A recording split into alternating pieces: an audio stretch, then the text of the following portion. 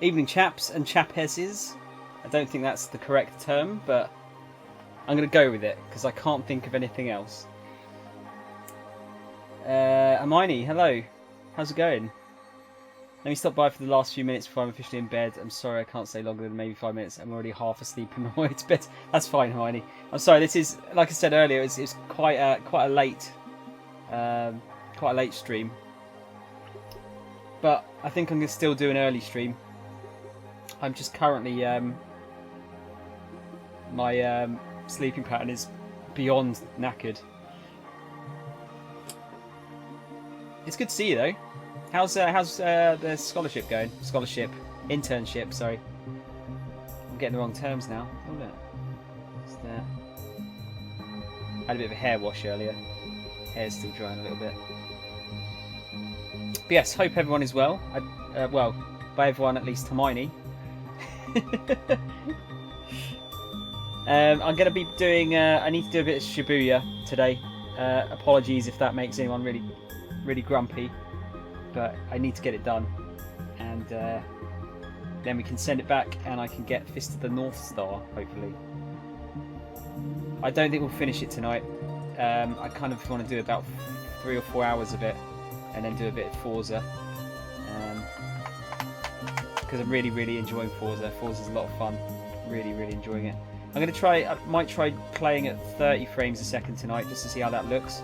Because there were parts of last night's stream where the screen was like super pixelated when it was really busy on screen. So I'm going to try the 30 frames mode, see if that looks a bit better.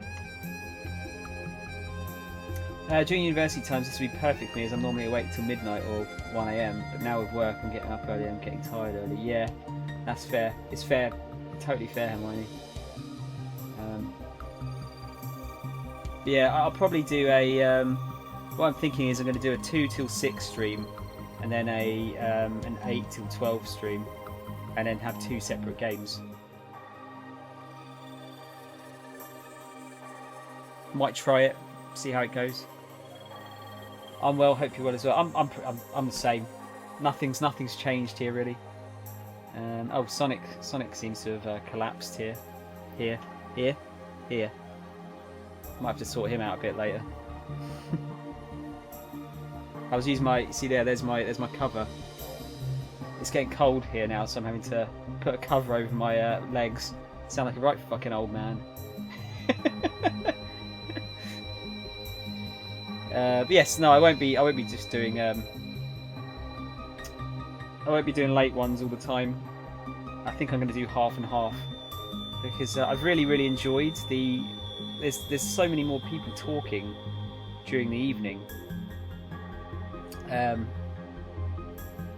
really like it, but then again, I don't want to lose the people that watch during the afternoon either, you know. While also meaning I can sleep on time, but also go out if I need to, but still do a stream. Trying to make everyone happy, myself included. But yes, no, hope you're well, Hermione. It's good to see you again. Let's go to the game, shall we?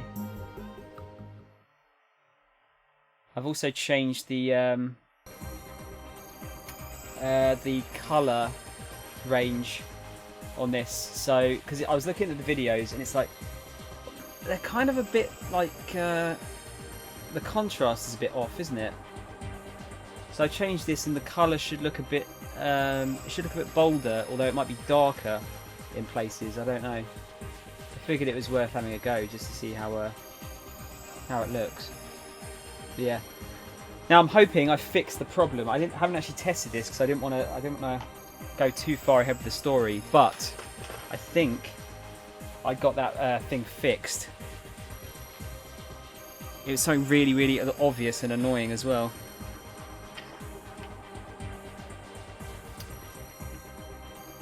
I have a tiny bit of time anyway these days. Home from work at 6 PM and getting ready for bed at 10 PM. Between that, I need to get food and probably go grocery shopping sometimes. Sometimes meet with a boyfriend.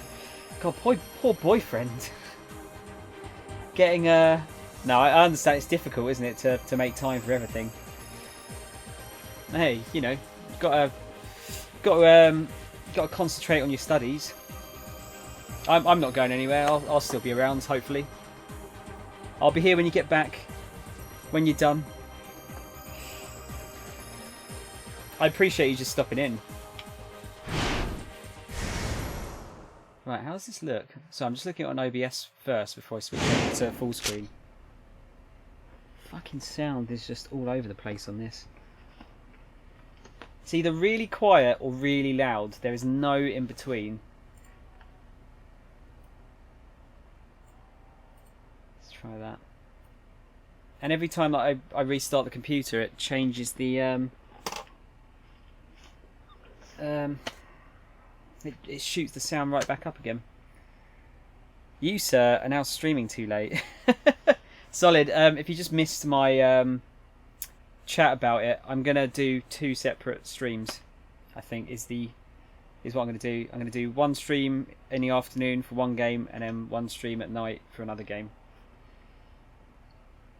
That way, no one gets bored of me playing the same game for too long, and I get to see the lovely evening people as well as the afternoon people. Everyone wins. I can probably stop by a bit longer on Friday. I need to work till 2 PM and the boyfriend needs to work longer. Maybe I have some time then to step by. Well, Hermione, hopefully. Thing is, like, I until I sort my sleeping pattern out, I've kind of knocked the 2 PM streams on the head, at least for this week. But I'll put in a Discord either way what I'm planning to do. But yes, have a nice sleep. Thank you for stopping in, and yeah, hopefully I'll see you again soon. Right, I think that looks all right. Yeah, the colour's going to look a bit different because I've changed it to a different setting, and I think the colour balance should be a bit better. Either it works or it doesn't, we'll see. Yeah, exactly. We'll work something out.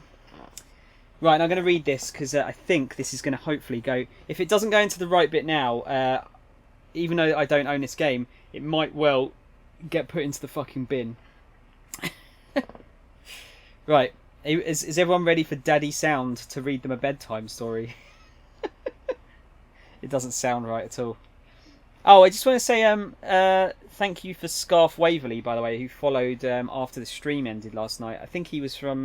well, he or she was from the Wrigley Puff raid that we did. So yeah, hopefully everyone can say a nice hello to them if they come into the stream at some point. Right, are we ready? I'm ready myself. So let's go. Minoru snapped back into the present as a sheaf of pages appeared in front of his face. Here you go, Chiaki said, radiating anxiety. Right. Minoru gave her copy a close read over and thrust it back out to her. What did you even fix? He asked. Could you please tell me what parts are wrong? She mumbled, hanging her head. What are you talking about? It's just, well, we don't have a lot of time here, so I figure if I just fix the parts that need fixing. Chiaki trailed off into an indistinct mutter. Hang on. I think I can skip to the bit that we actually need to get to. Yeah. Segura shoved Chiaki up against the desk. Ow, cut it out. That hurts. As she struggled to resist. Wow, this sounds really bad without prior context. Chiaki lurched towards the desk, planting one of her hands atop the TV remote control. One of her fingers happened to land on the volume up button. The sound from the television set soon hit max volume. We have just learned the identity of the victim killed in the explosion. Shibuya resident and pharmaceutical executive. Shibuya resident? Minoru tilted his head in confusion. Toyama didn't live in Shibuya. Once again, the victim of the explosion was Shibuya resident and pharmaceutical company executive Mamoru Tanaka. The cause of the explosion remains unknown. The police are still in the process of following up several potential leads. The site of the incident remains an alarming scene, with relief workers continuing to tend to the wounded. The 4 people in the editing office spoke in near unison. Huh? Who's Tanaka?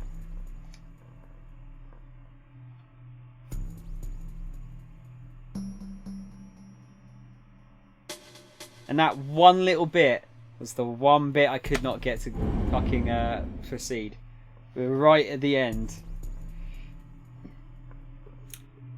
Alright, what's the time now? Yeah, so I'm thinking I'll swap games over at either 11:30 or 12:30. See what people want. Oh yeah, we're down to 4 characters now as well.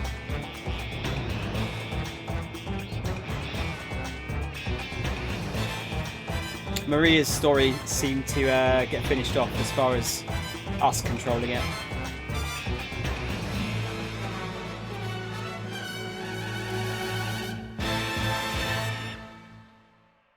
I love that theme.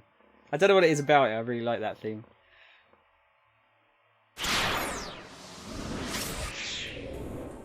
Right, let's continue Minarikawa's just while we're with him. The TV news continued to report on how Mamoru Tanaka had been killed in the minivan explosion. What? What does this mean? Chiaki blinked in confusion. I mean, Hannah told us herself that the van explosion was her father committing suicide. Didn't she? The only explanation I can think of, Minarikawa replied, is that Hannah was lying. He scratched his head as he considered the situation. But why? Chiaki said. Ozu let out a snort. Well, it would seem Mr. Toyama had her lie in order to deceive us. What an upstanding individual using his own daughter to buy himself some time.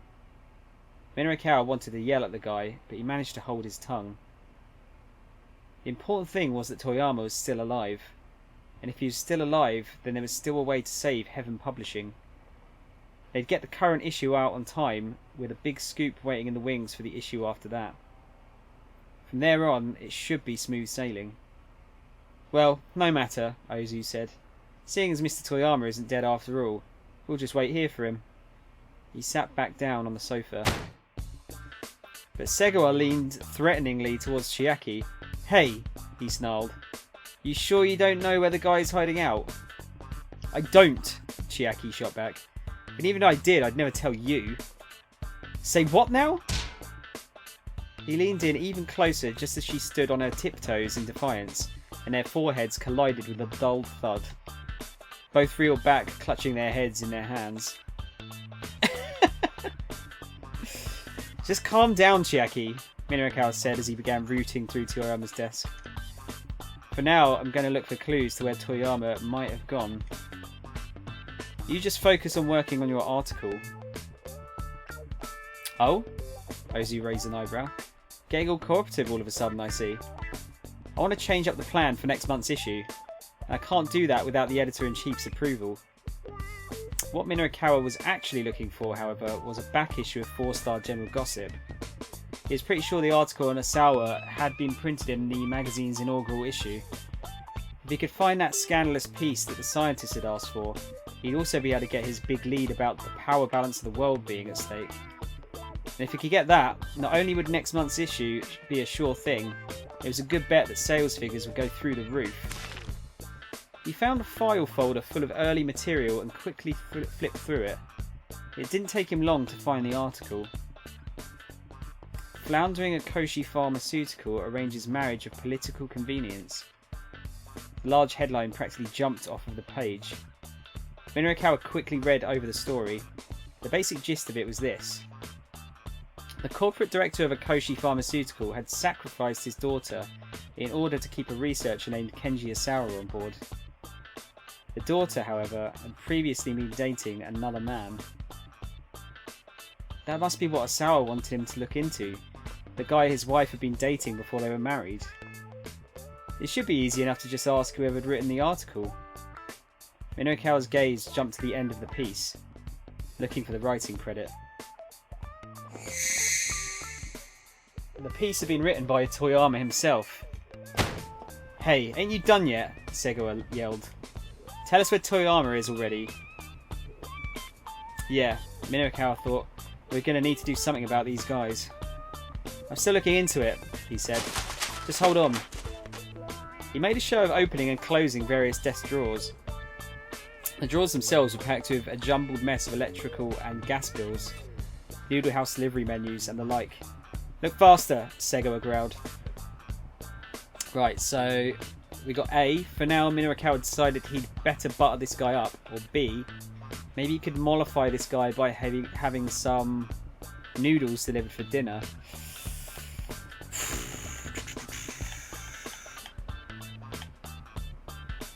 Let's go for the noodles. Trying to think like if that's going to affect someone else. No, I don't know. We'll go for it. Just got to remember that there's noodles involved, because that was the thing. Like the one decision that I didn't look at last time was the one reason that I couldn't progress. Just got to keep in mind more of these choices. Hey, you guys hungry? I was thinking of ordering some soba.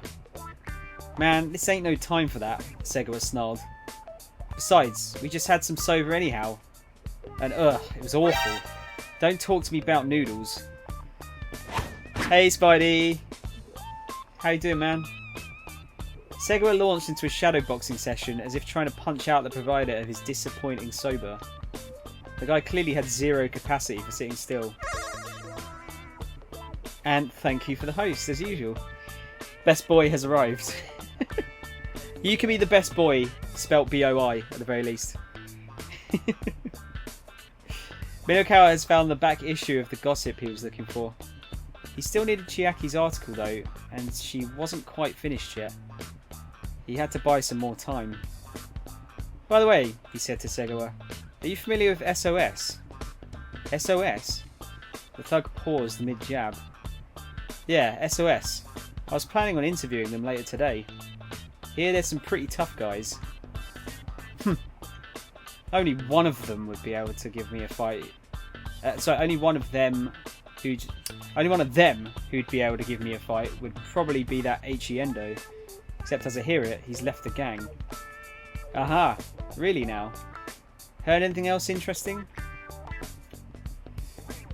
Yeah, I'm pretty good, Spidey. I'm full of spaghetti bolognese, so that's I'm happy there. Yeah, apart from that, pretty much the same. Time seems to be going very quickly. I was just telling my I was telling my mum earlier, like I've been doing this for 5 months now, and it feels like I've been doing it for like maybe 2, if that. It's kind of scary. Somebody touching my spaghetti. Sounds like nowadays they're being run by some some guy named Susumu. Got games on the mind. The name Susumu rung a bell. Those 2 young punks who'd been arguing after the van explosion had mentioned him. Seems like SOS is in a pretty rough state since Eiji left though, Segawa added. Minorikawa didn't miss a beat. What do you mean rough state?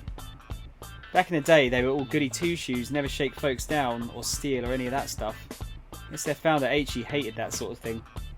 But now that he's out, a lot of rough and tumble hot-blooded types have been signing up with them. Smart move is to not get involved with SOS nowadays, really. Hard to find a scarier bunch around here when there's a lot of them together. And their main hangout? That's at Inferno, yeah? Yeah, over in Ura Harajuku. Known as Urahara for short, the area east of the Japan Rail Harajuku station, around where Takashita Dori meets Meiji Dori. There are many small clothing and accessory stores here, set up in renovated houses. Most of these shops are on the cutting edge of youth fashion, offering quirky and unique means of personal expression. Okay. No, Spuddy, you weren't. Hermione popped in for a little bit and said hello, but she was off to bed. It's 10 o'clock for her. Or coming up to 10. And Solid, I think Solid might be lurking, possibly. But you know what it's like. This game is much more quiet than any of the other ones. I'm going to be doing some Forza later, so should be a bit more busy then. That, and it's not really a game that you can chat in unless you guys are talking amongst yourselves, because I'm doing a lot of reading. 10 for you too, yeah. Yeah, but she's got to work early in the morning, dude. That's the problem. No, they're not. No, not fake fans. Got to get up early. It's more than understandable. Man, you been listening out on the streets? What gives? We're at Harajuku, huh? Minoikawa smiled to himself. Inferno's location had practically fallen into his lap. Suddenly, Segawa's eyes went wide. Aha! So that's where Toyama is. Wait. Nah. No way a coward like him would go to a place like that. Chiaki looked up from her keyboard. Look, can you please shut up? No, you shut up. That's my phone. Minoikawa pulled his cell out of his pocket. Does anyone still call them cell phones? It'd just be like mobile. Like we just call them mobiles over here. It was Toyama's name on the incoming call screen. Minoikawa's heart skipped a beat. Toyama, where are you? He blurted out as he picked up. Chiaki, Ozu and Segawa turned to look at him as one. Well, what were you thinking, faking your death like that? Even if we could fill those pages and postpone repayment, all it would do is delay the inevitable. I'd still be up to my ears in debt. So I thought if I made it look like I was dead. Minoikawa let out an exasperated sigh. Fucking hell, I say that all the time. Oh, I don't. But I've said that word before. Should be able to say it better. Segawa, yeah. That's what I was thinking, Spidey. Every time I say it, I try not to say Segawa. Wagwan, Star. How's it going, Tron? You're not Jamaican, are you?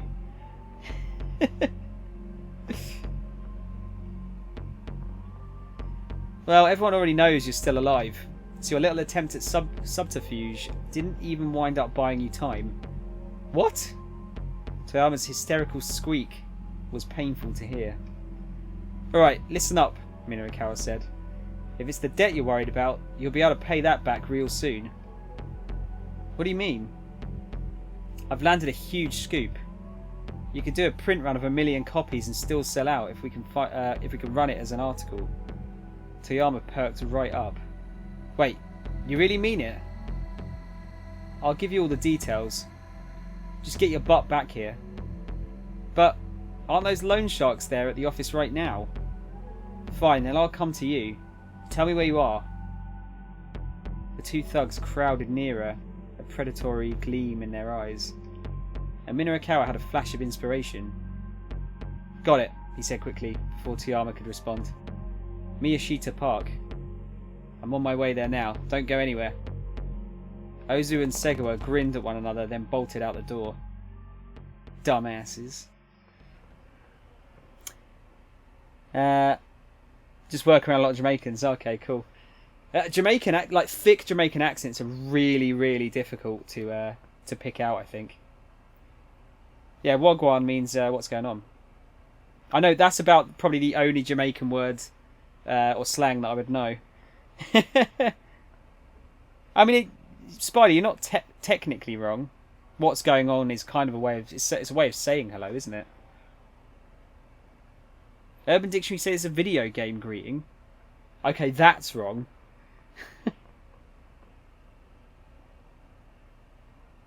Who's shower? I'm sound. Heh, Minoikawa said as their footsteps receded. Those guys took the bait. I sent them to Miyashita Park. Please tell me he's not actually there. He allowed himself a cocksure grin. Right then. So where are you really, Toyama? You imbecile. I am at Miyashita Park. What? Minoikawa fought the urge to pull his hair out. What the hell are you doing someplace like that? Why the hell did you tell them Miyashita Park? I thought it'd be a clever ruse. Well, it wasn't. There's no time to be fighting, Chiaki butted in. Yeah, you're right, Minoikawa scowled. Anyway, Toyama, those guys are headed your way. We need you to get out of there and go someplace we can talk. I can meet you there. Right, okay. They needed someplace safe and public where they could speak freely. Someplace where the staff wouldn't be overly nosy.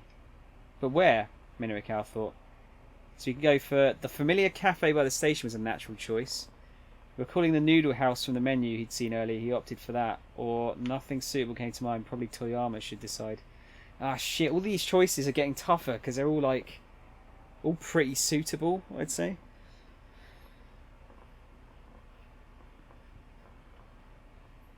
I know what Spidey's going to pick here.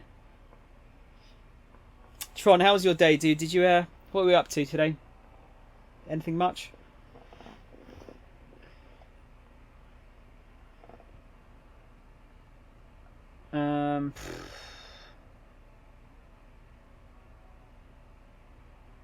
Trying to think if there's any reason to go to the cafe. Okay, we'll go for A. The familiar cafe by the station was a natural choice. He quickly described the location. Okay, Toyama said.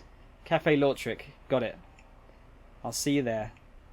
He hung up and Minorikawa quickly gathered his belongings. Jackie, how's that copy coming along? Well, almost done? Just a little more, I think.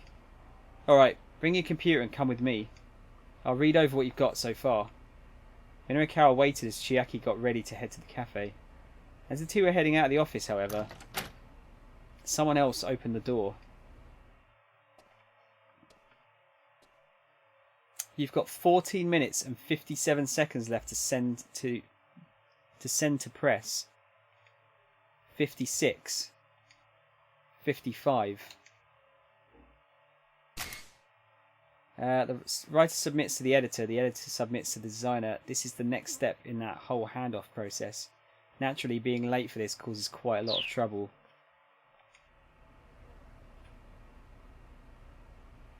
Who's this?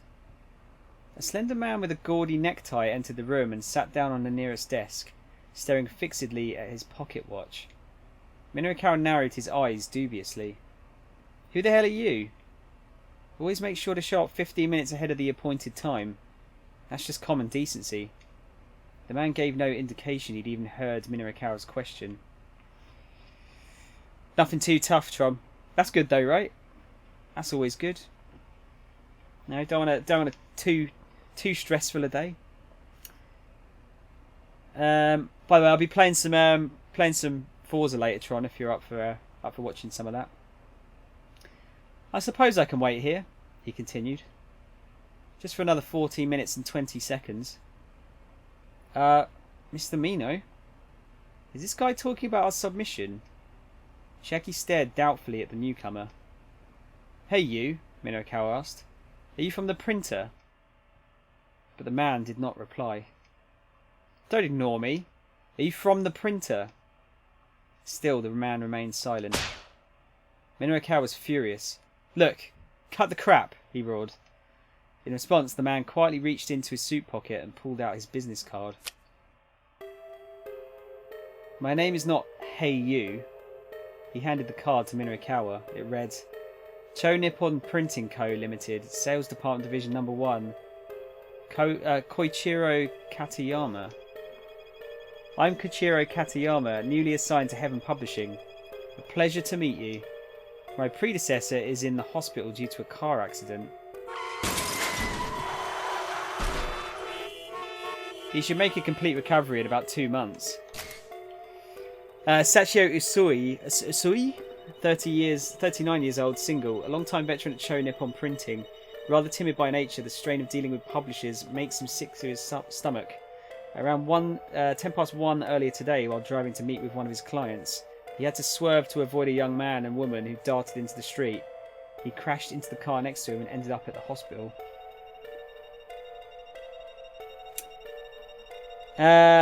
Me call out from, me guan clean up the villa. So, I got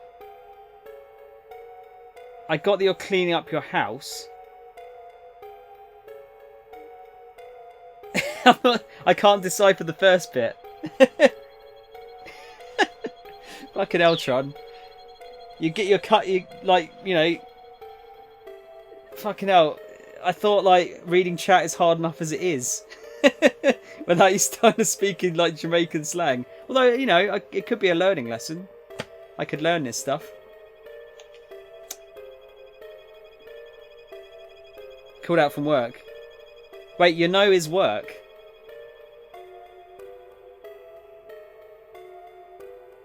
Why does that work? Well, what are you doing here, Katayama? Minorikawa asked. I thought we had until 8 o'clock to complete proofreading. 8 o'clock? Surely you must be joking. Our company's proofing deadline is 5:30. Katayama stared fixedly back at Minorikawa. Now that had to be a joke. I heard from the editor-in-chief that it was 8 o'clock. I take that to mean, then, that you don't have any copy for us? It's not that we don't have it, Minorikawa said. It's just not finished yet. Just hold on until 8. Katayama raised an eyebrow.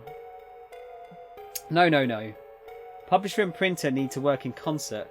Perhaps my predecessor was the sort to delay the proofing deadline owing to your circumstances here. But now I'm in charge, I do not make exceptions. The proofing deadline is 5:30 sharp, and I intend to keep it that way. And while we've been having this discussion, you're down to 12 minutes and 32 seconds.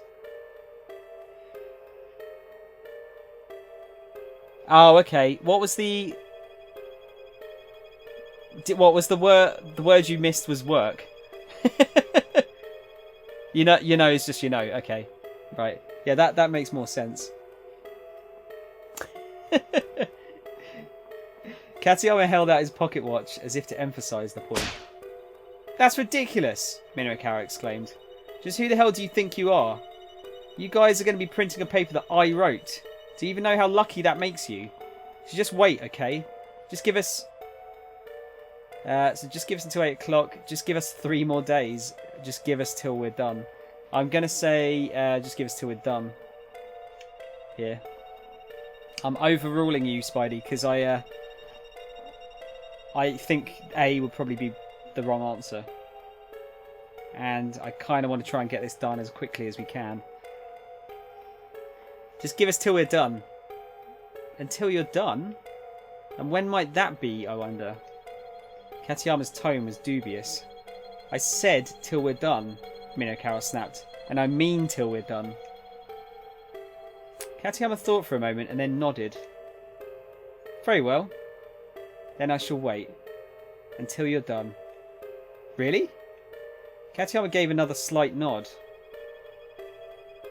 You've got 10 minutes and 46 seconds left. Hey! As soon as I leave here, that's when you'll be done. You see. Katayama's face was a mask of cool nonchalance. You son of a bitch. Don't get all high and mighty just because you work for a printer. High and mighty? I'd say it's the people on the publishing side of the things that act high and mighty. Whatever high-minded claims you might make, without us you'd have nothing to put on the store shelves. Forgetting that and blithely ignoring your proofing deadline makes for more work on our end. Oh god, Spidey Bot's back. Just what are you getting at, I wonder? Now it's 10 minutes and 20 seconds. Minorikawa ground his teeth so hard he could hear it. His usual tactics were useless here. Katayama was simply too unflappable to be browbeaten. If he backed down now, though, it was game over. 10 minutes and 7 seconds remaining. I realise there's little point, but I'll wait until the designated time. That's just common decency. Katayama's pet phrase. Thus far, he has said that's just common decency 3 times in this story. We'll always make sure to show up 15 minutes ahead of the appointed time. I realise there's little point, but I'll wait until the designated time. There was one more. Do you know when and where it was? Well, I don't yet. No, because we haven't got there. Thank you for following, Spidey Bot. That's very kind of you.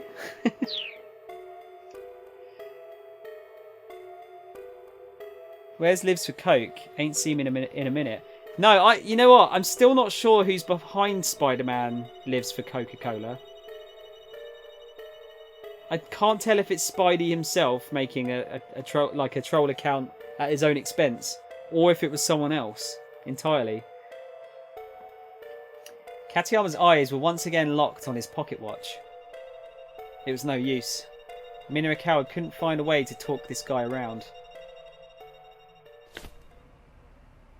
Chiaki held her hand up. May I say something? Isn't it also common decency not to break a promise once it's been made? If you're referring to the 8 o'clock deadline, I was not the one who promised that. Maybe not, but I believe your predecessor's responsibilities become your responsibilities. Katayama crossed his arms and gave her a bemused look.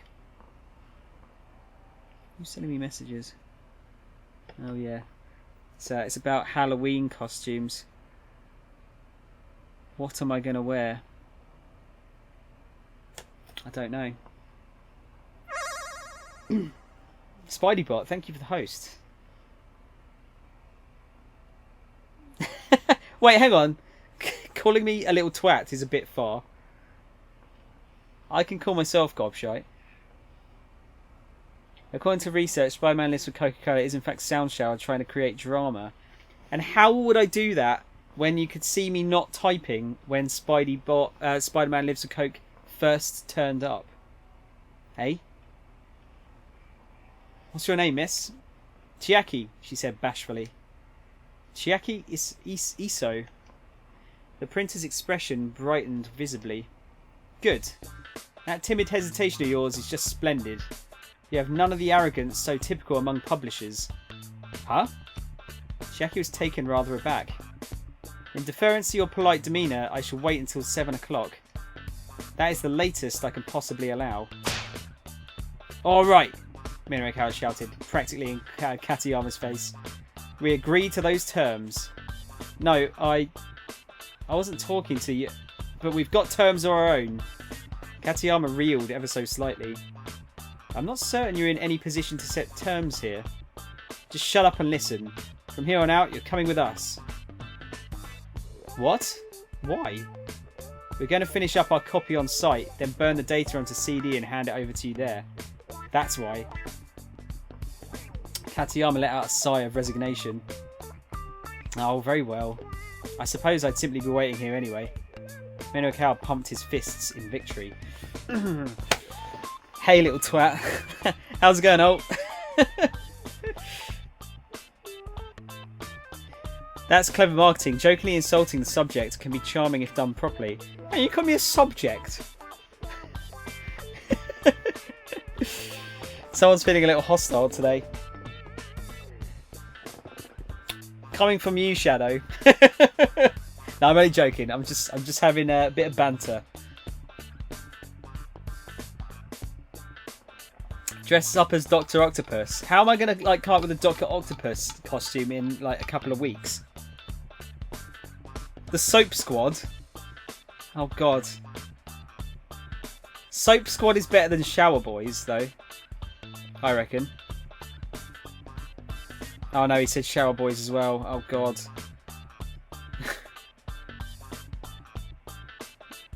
Oh god, he's actually acting like he's actually acting like a bot as well.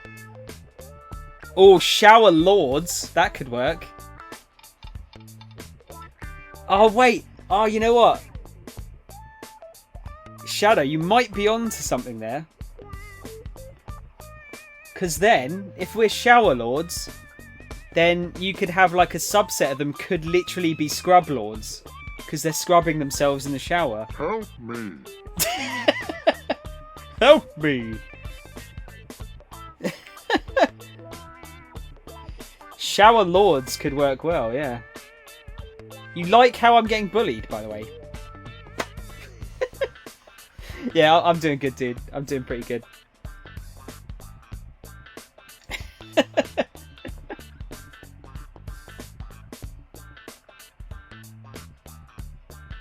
Help me with sound effects, yeah. Oh, if you type in SFX now, it shows all of the ones we've currently got. Shower Lord sounds kind of sweet, if you know what I mean. Well, if you mean literally, it just means cool. Yeah, I think it's better. Oh, there's still a time limit though. Oh, you can only do one emote a minute.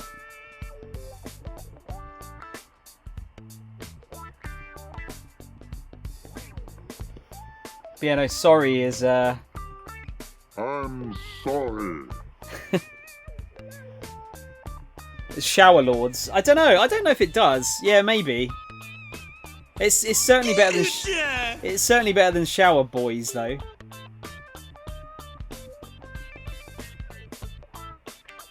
Hey Tron, you know, it's 2018. People are allowed to like what they like, you know, what they want.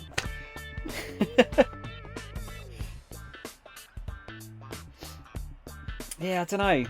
I honestly cannot think of a good name.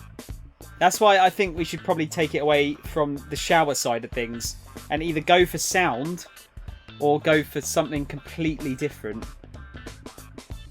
Shower Boys is even worse. It is, especially when you spell it B-O-I-S as well. I'm apologising, I'm still at work, so I'm mostly lurking while I do an ungodly amount of maths. Oh shit, Shadow, that sounds like the worst. I hate maths. I'm so bad at it.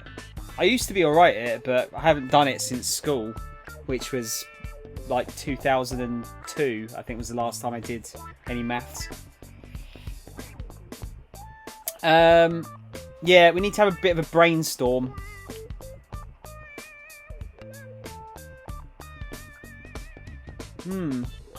Could do, maybe we could, instead of, alright, okay, I'm gonna put it on the table here. Unless someone comes up with something really fucking amazing, we're discounting the whole shower part as a, if we're talking about like, you know, shower in a bathroom sort of thing. So we've either got to go for the sound part, the weather equivalent of shower, in which case you could do like, you know, thunderstorms or some shit like that, or just something totally different. But I can't think of one thing that sounds good as far as the shower part goes.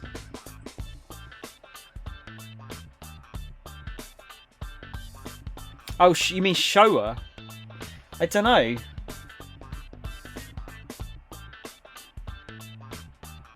I don't know. I don't think it would. I don't think that would work, Colt. I'm horrible at it, but took this job to force myself to get better at basic math for a science career. Yeah, I suppose it's one of those things that kind of goes hand in hand, doesn't it?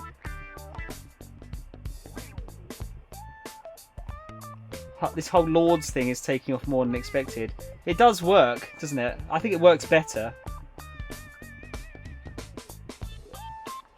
Gonna have to come up with a brainstorming session to try and think of something. Because I need to, we don't have to do it. We could just not have a collective name. But we either need to have a collective name or a, I don't know. I honestly don't know. Shower Onion Masters. Why?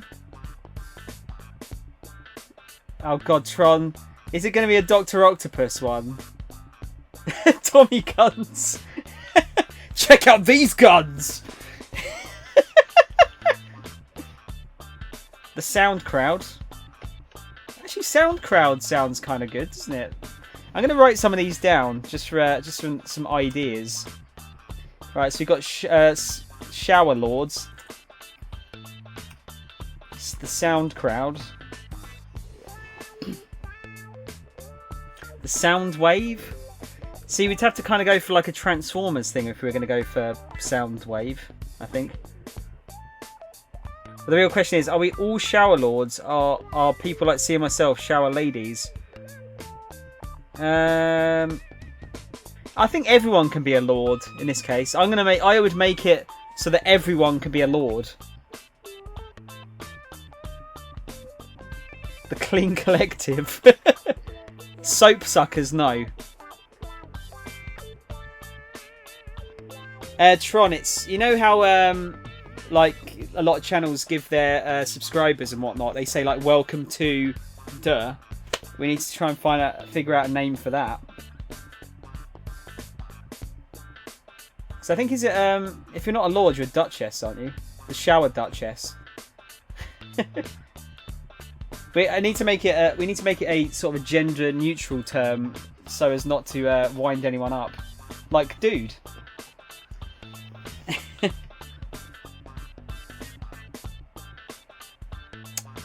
Yeah. Yeah, exactly. Is it a... Yeah, it's a click, but it's spelled... Is it spelled... C-L-I-Q-U-E? Is that right? Am I thinking of the right click? Yeah, yeah, like a clan. Yeah, like just the group name, essentially.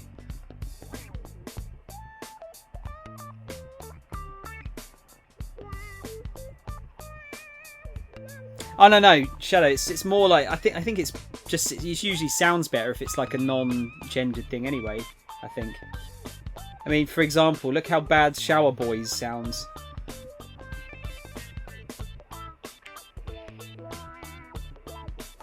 Brown chicken, brown cocks.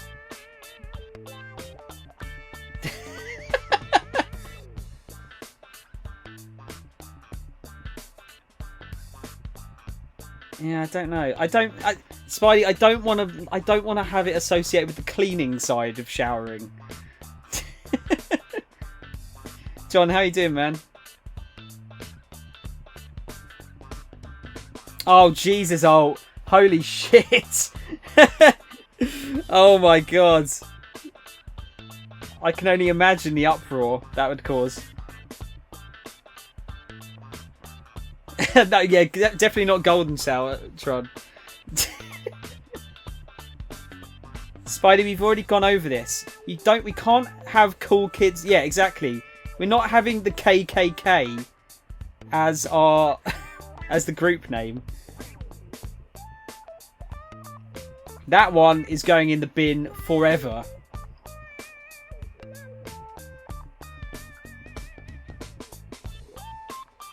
New angles.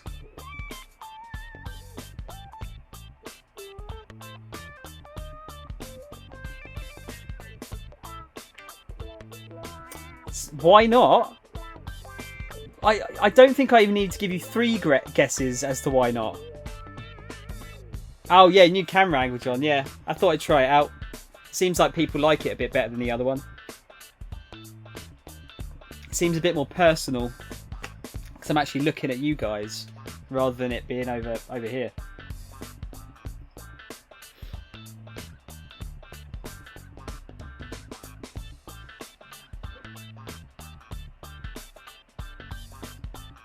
Melodics. Yeah, I don't know. I'm honestly not sure.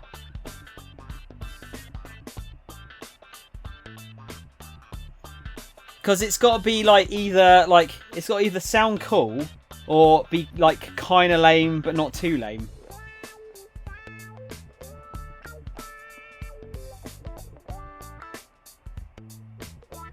I do kind of like Shower Lords.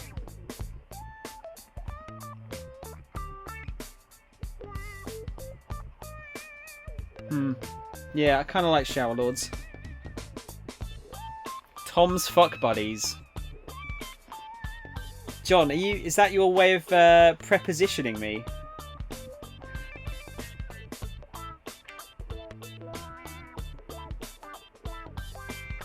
Yeah, I'm wondering if I should maybe I should put something up in the Discord and let some people like just shoot some ideas down and see what sticks.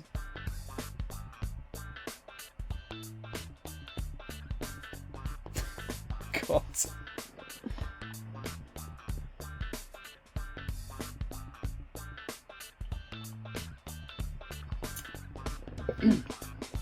Right, while you guys are like shooting some more stuff down, I'll read some more of this.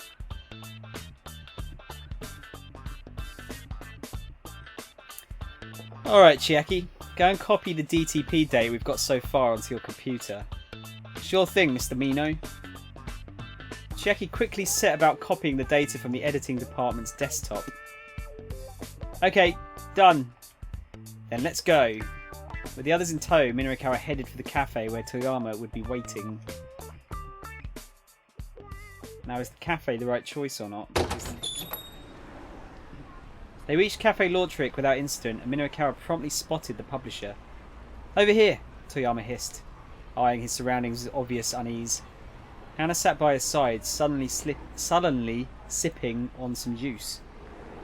The waitress came over as Minorikawa joined them. May I take your order? She asked. Water.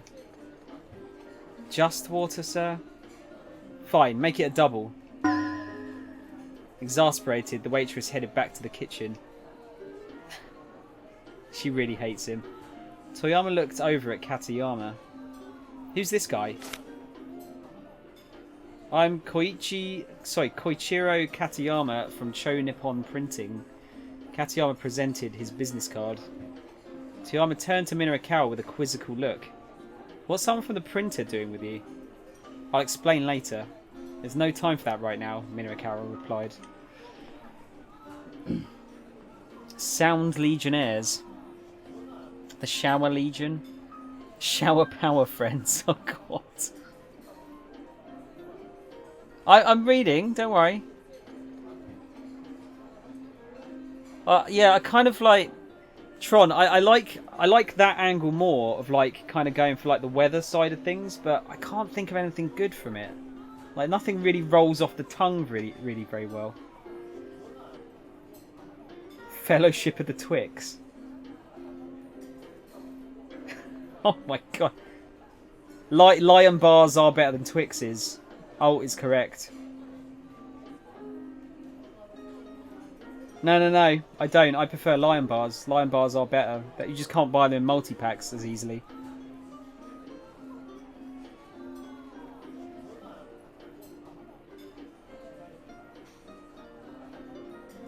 The forecast.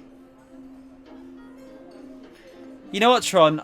That's not a. I don't think that's a good idea for the subs, but it might be a good idea for the podcast. Actually, I'm going to add that to my my podcast names. That's a really good idea for the podcast name. Oh, you know. Oh, I've not had a white lion bar. Are they nice?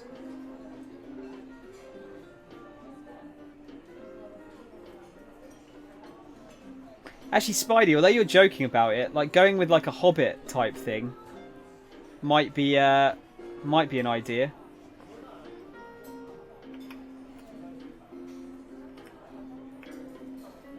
I'm gonna write down that. Must try them. Yeah, because I'm a bit like white chocolate. I'm not always too keen on because it's quite sickly a lot of the time, isn't it? The shower front. Shit, Tron, you're like on fire, dude. You'd be awesome at you know, one of these brainstorm meetings.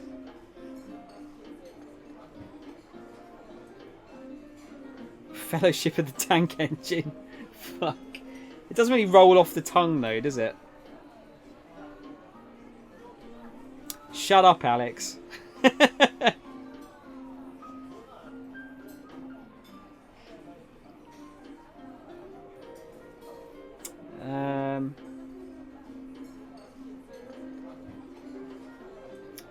You like dark chocolate more than white chocolate, but in my opinion... Wait, did they do a dark chocolate lion? I don't think I've had one of those. Thomas the Wank Engine. Somehow I think that would be... I don't know, I kind of get the feeling that would be against TOS, wow. Maybe.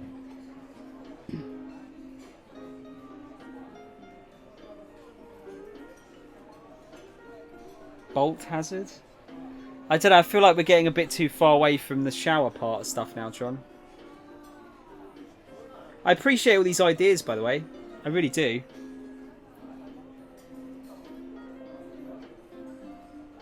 Oh, just you don't like them. You prefer the white chocolate one to the milk chocolate one. Okay. There's an Oreo lion bar. Wow, I need that. I could do it. An Oreo lion bar sounds amazing. Wow. Wow. What else are we missing here? You know what? That sounds... perfect. Your mind is on storms, yeah.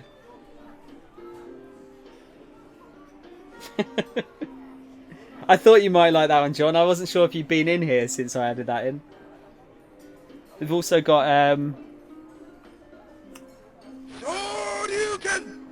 And I think this one as well.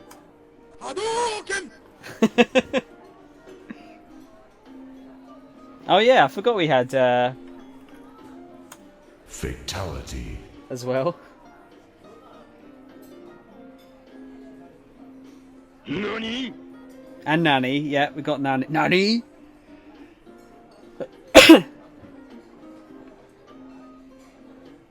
Maybe you can, you know, maybe, maybe not yet. I was wondering if eventually, like, I should set up a PO box, perhaps, for that kind of stuff. I haven't really looked into how they work, though.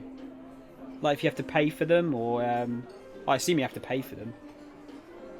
Like where they are, that kind of thing. Right, let's read a bit more. First, I need you to answer some questions.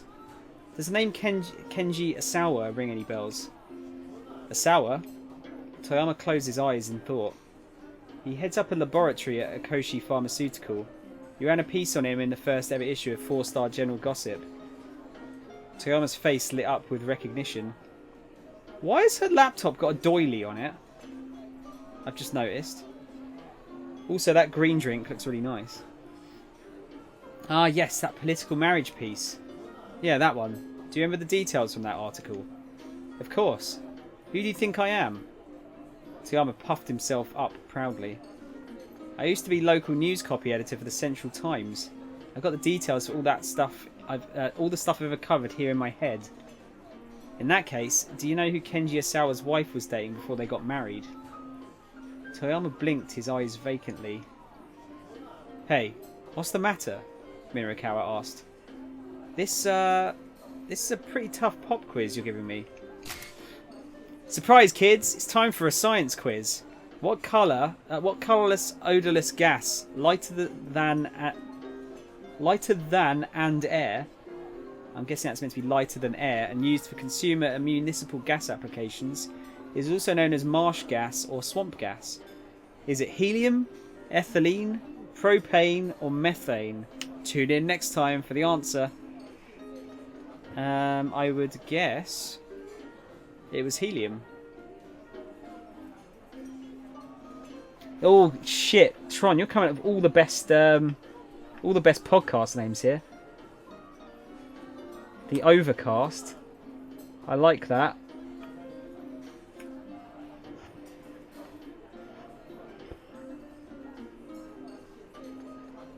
Laptop doily for the win. The drink looks like poison. I don't know, it looks kind of nice to me. Magical down... Yeah, I like the Overcast. I think I like Forecast a little bit better. The Forecast, because when you go to see like a weather forecast to see what's going to happen. So it kind of makes almost sense for a podcast, doesn't it?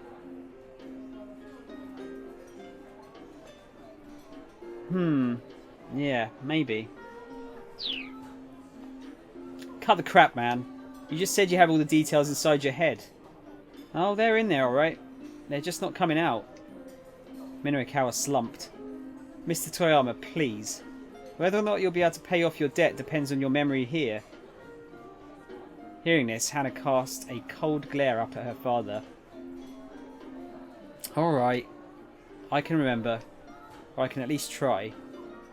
Toyama folded his arms and hummed to himself, his gaze turned inward. So... I feel like it was a really common name. Sato. Is it Sato? Sato? Sato, I think. Chiaki chirped. Yamada. Was it either of those? They're pretty common names. But Toyama shook his head. Minorikawa offered a guess of his own. Suzuki, Takahashi, Endo, or Tanaka.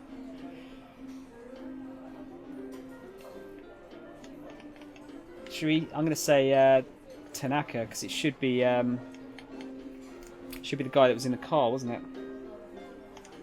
Tanaka? No, not that. It was something else. Just then the television inside the cafe switched over to a news report on the Shibuya explosion. The remains of the individual discovered within the minivan itself. who has since been identified as pharmaceutical company executive Mamoru Tanaka. Mamoru Tanaka? Toyama turned around to look at the TV. An image of the victim's face appeared on the screen. But, the publisher blurted, nearly falling off out of his seat. That's it! It was him, right there. Mamoru Tanaka.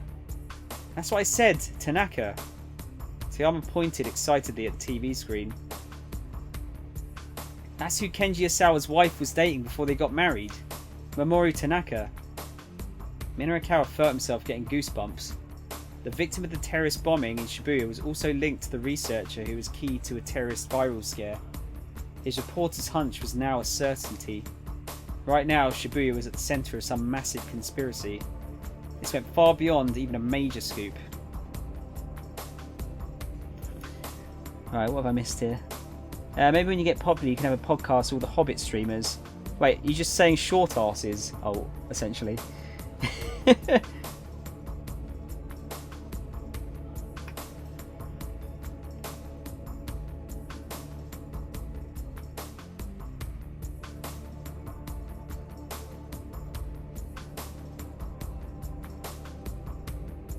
Yeah, which one are we talking about?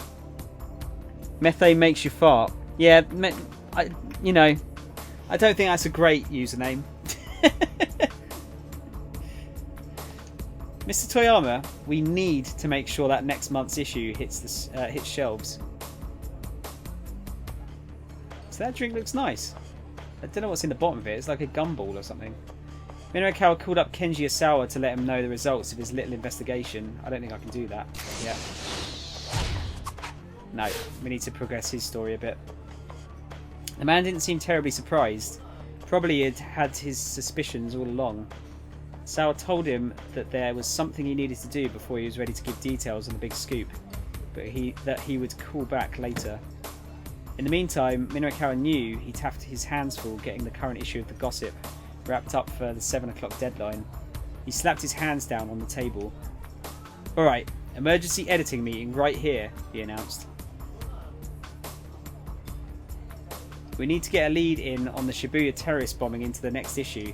The article about the twins winning the beauty contest can be dropped for that. We'll use the info from Kenji Asawa as the basis for our big scoop in the issue after that. Mr. Toyama, any problems with that? No, that should be fine. But what about the remaining pages for next month's issue? Minorukawa opened the file on his computer. The layout built in the DTP came up on the monitor. The report on the Burning Hammer Sales demo, the surveillance camera opinion piece, the interview with the Orai, those three were finished, the copy already incorporated into the layout. Once Chiaki's street interview piece was loaded in, that one could be checked off as well. 18 followers from 400, well done. Thanks, John. It's going a lot slower now, dude.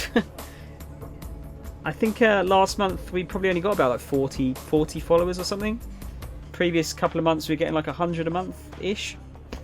So yeah, a bit slow, but then I'm playing weird-ass games at the moment too, so...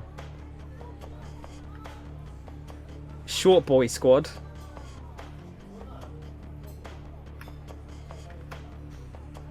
Shower beats, torrential sounds. I'm really not sure. Tron, I really appreciate all this help, dude. So you know what? Something will eventually stick, I'm hoping. Jackie, how's your copy coming along? I'm sorry, I just need a little bit longer. The writing seemed to be still giving her a fair bit of trouble.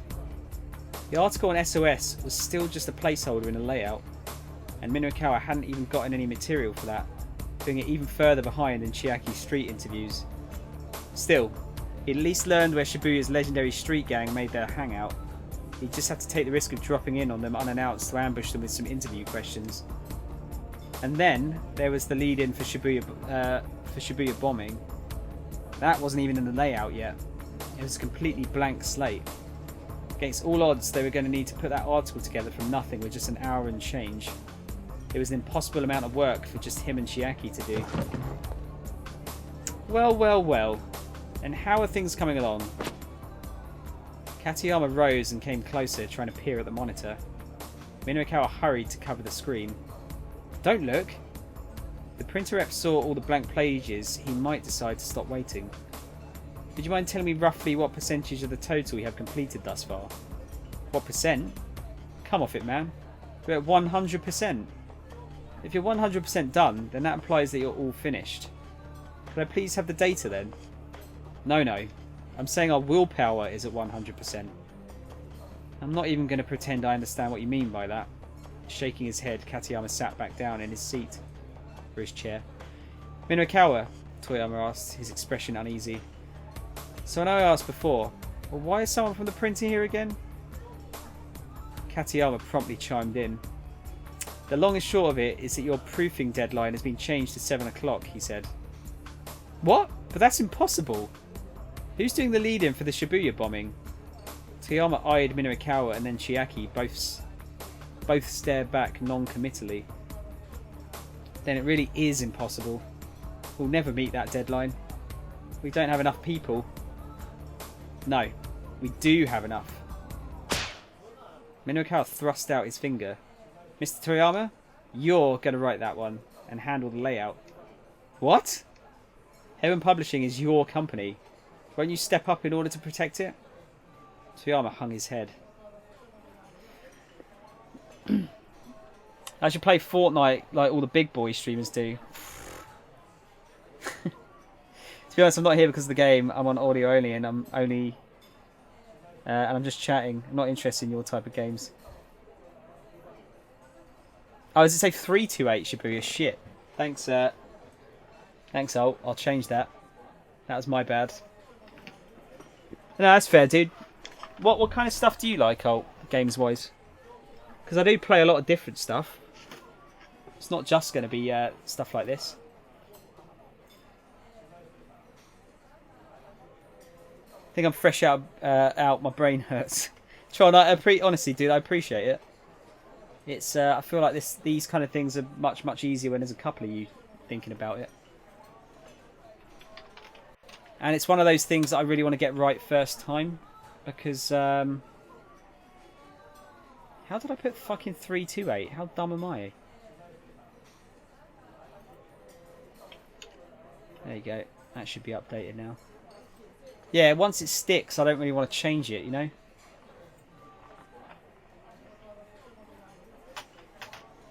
Don't know, I don't have a genre. Well, I do, yeah, if you... I mean, I'm not much for multiplayer games anymore, for the most part, because, you know, I don't stick with one game for too long. I see Dr. Disrespect is playing Ring of Elysium, looks the same as the other BR games. I mean, they all kind of look roughly the same, don't they? But, oh, you know, that it does mean a lot that you're here regardless of what I'm playing. That does mean something. So you're sort of more of a multiplayer shooter sort of guy, with the odd kind of RPG mixed in. You can say my ideas suck. I don't mind. Helps me try harder. It's not that, Tron. It's I don't want to say it sucks, because that's not, you know, that's kind of insensitive, especially when you're trying to help me. But yes, I mean, some are better than others, certainly.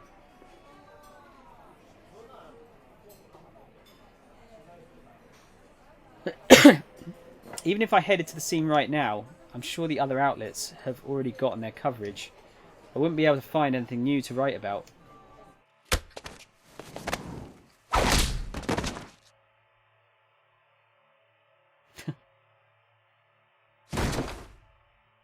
And so you're just going to give up?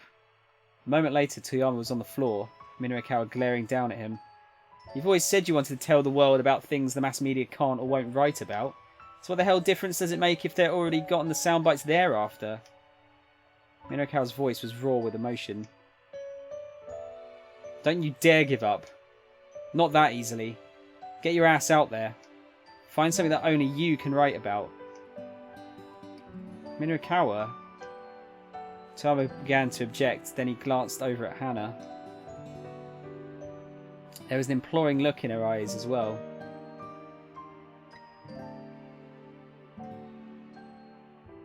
He's going to clench his fist, yeah, okay. Just play 2-3 games and I just play them. I have 700 hours in CS and 80 in the last 2 weeks. Wow, that's pretty hardcore.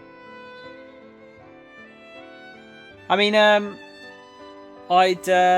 is it more like Western RPGs you like, or do you like JRPGs as well? Because I'd quite like to do Witcher at some point again, and play through the expansions and stuff.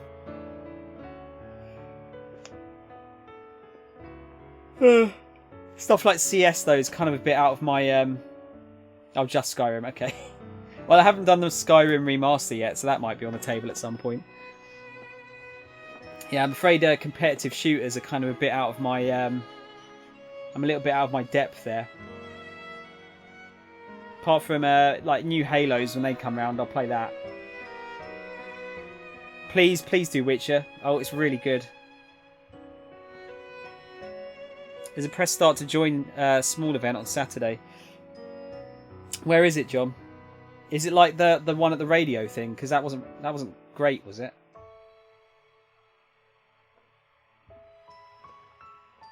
I get what you're saying, Toyama grumbled, but still, you're expecting a lot. But then, despite his words, he flashed a broad grin. Yeah, Minokawa let out a quiet chuckle. And it's got you all fired up. Yeah, I'm fired up, alright. Toyama's face shone with a resolve Minokawa hadn't seen in a long time. There we go. That's the Toyama I know. You know, I'm really sorry. Now I see the huge burden I put on you. But damn it, it's going to be alright. Getting to his feet, Toyama took his daughter by the hand and strode boldly out of the cafe, looking like a changed man. Aww. So that's all you need to do, kids. If someone's being an arsehole, just punch them in the face and everything will be all good. Minokawa watched them go, glad the dithering was over. Even if Toyama was still in his prime, he'd be cutting it close to do that article in an hour. But he would pull through somehow. When it came to taking care of Hannah, the man would rise to the occasion and again and again. Father and daughter disappeared into the crowd, hand in hand. Aww. Aww. Tron, you're really you're trying to butter me up now, talking about the Mega Drive sound chip. The YM26112 sorry. The YM26112 shower.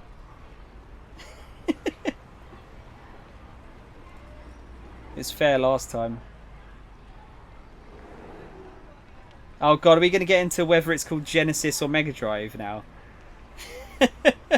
Oh god. More regional differences. Minokawa shook himself out of his reverie. Alright, he cried. Despite the clear blue sky, an unexpected gust of wind blew across his cheek. Come on guys, we got to get going too. Things might look grim, but he wasn't going to give up until the bitter end.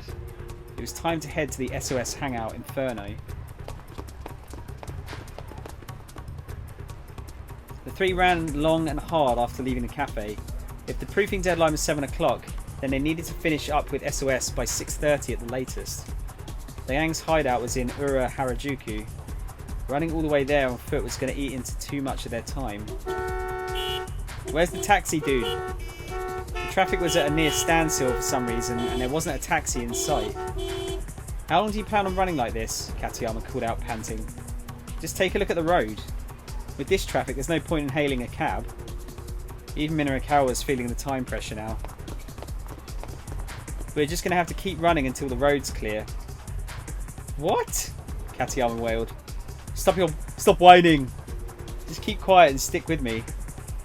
He'd finally gotten Toyama to find his willpower again. Next month's issue would come out on time, and no way was some printer guy going to mess that up now. But the traffic showed no signs of abating. Catching a cab wasn't going to be an option. Fighting an ever louder echo of despair, Minokawa kept up his desperate headlong rush.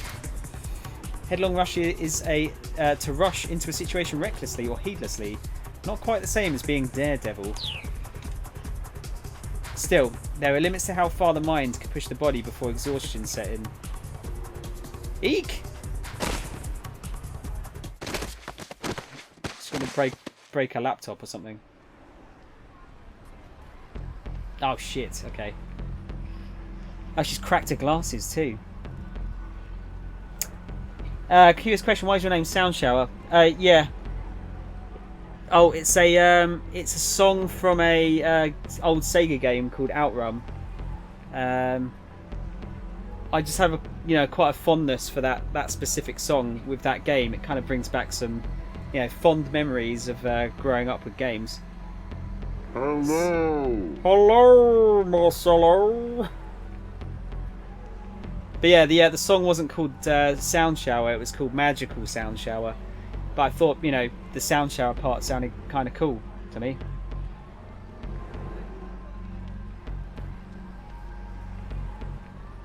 It was a crappy chip compared to the SNES, but the sounds that were produced from that chip were amazing and charming. Tron, yeah, me and Jonzo have some discussions about this, and we've come to the conclusion that the best Mega Drive stuff sounds better than the best SNES stuff, but the bad Mega Drive stuff sounds way worse than the worst SNES stuff. I think it was that, wasn't it? Did we decide that? I don't know. To me, like, the best Mega Drive's music sounds better than the best SNES. But I know, like, technically it's not as good. I think it just sounds better. Though, yeah, Castlevania 4, though. Fuck, yeah, that does sound amazing. And I really like Star Fox as well. I'm enjoying the sound tech stuff. I had headphones, which is pretty cool. I don't know a lot about sound tech. I really don't. SNES sounds amazing. What are you talking about? I think there's a lot more. I don't. You know what? I'm sure. I don't know if that's exactly what I thought. I think the conclusion I came to. Hang on, I'll just see if I might be making this up on the spot here. I think there's a lot more SNES games that sound worse than Mega Drive games, but the SNES is technically better sounding when it has really good sounding games. Yeah, when it came to rock and metal music, the Mega Drive sound chip was superior. If you're coming to like orchestral stuff, then the SNES was better.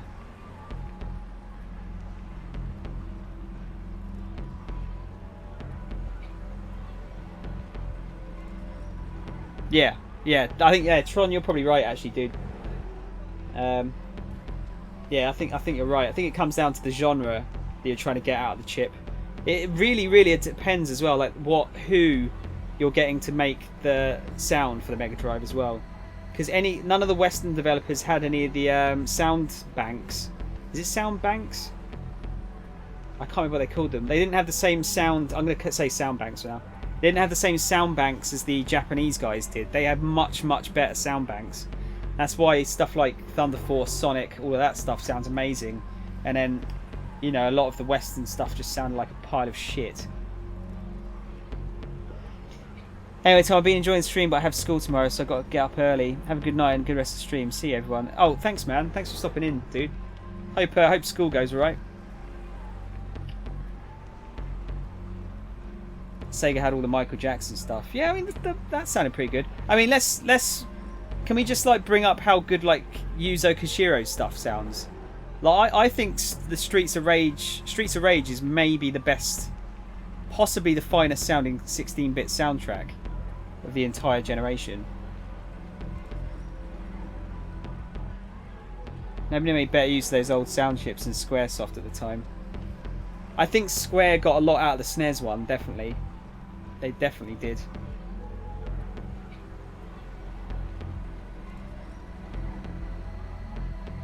Japanese used PC98 computers to track all the MIDIs. That's why it sounded so good. Yeah, oh Tron. One of the guys I worked with, Super Adventure Island is his favourite video game soundtrack. I still can't believe he got that out of a SNES. It sounds too good, even for a SNES. But yeah, Yuzo Koshiro is a fucking genius. Absolute genius.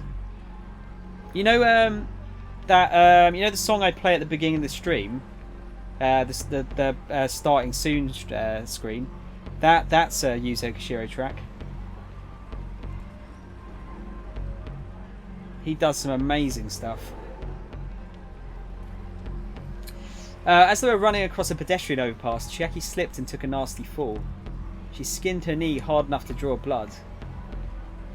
Hey you! Minohikawa snapped at Katayama. Don't just stand there. Help the poor girl already. Katayama scurried over to Chiaki. I'm sorry, Mr. Mino. Chiaki's voice bubbled with suppressed tears. Maybe it was cruel to make her run with her computer all the way to Harajuku, but the copy for her interview still needed to be looked over. They couldn't just leave her here. Minohikawa hesitated, undecided. Even at a full run, they wouldn't make it in time. With traffic the way it was, there was nothing they could do. You now have... Katayama consulted his pocket watch. Exactly 1 hour remaining. Damn it, Minohikawa raged. What do we do? Relentlessly, the clock ticked on. Is this going to be a bad end? Alright, it's a 2p continued. Right, I'm going to pop off. Take it easy, folks. Thanks, man. Whoa, Tom! Tom with the raid! John, thanks, man. I'll speak to you soon, dude. Not bad. Wait, no bad timing. I'm not going. I'm still here, dude. I'm still here for a couple of hours yet. What's up, Tom? How's it going, man? Very kind of you to raid. What were you? Let's give you a. Should we give you a shout out, shall we? See what you're playing. Are you playing Os? Is it Os or is it Osu? You pronounce it. Wow, guys, welcome to the stream. We're playing something really fucking odd here, but we're having a chat about it as well.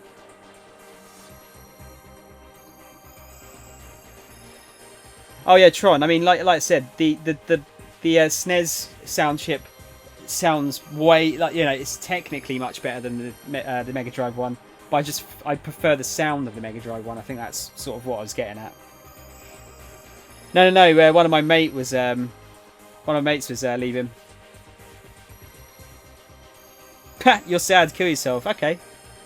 Thanks, man. That's probably the nicest thing anyone said today. Osu. Okay. Tom, is Osu any good? Because I used to play the games they were based off of. The Owendan games on the DS. I think that's what they're based off of. I really liked. I played them a lot. But yeah, I don't know. You kind of do you have to use a like a oh shit, like a pad to write on with it, or do you just use your mouse to do it?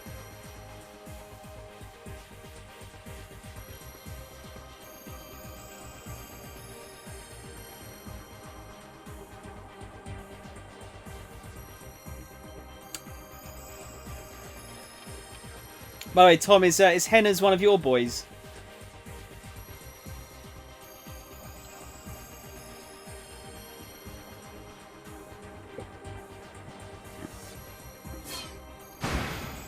Who are we going to go for? We're going to go for...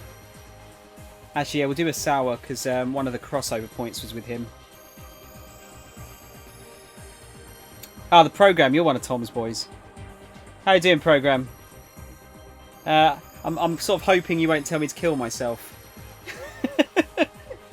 There's too much good stuff to look forward to. I can't afford to kill myself yet.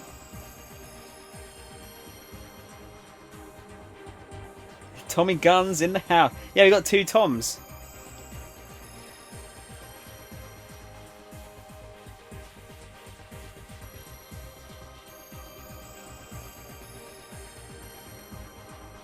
But yeah, no, Osu. I always wanted to give it a try. I just don't, because I don't have a desk. I don't really have anywhere to try and play it really. Well, Program, welcome to the stream, and anyone else that just joined.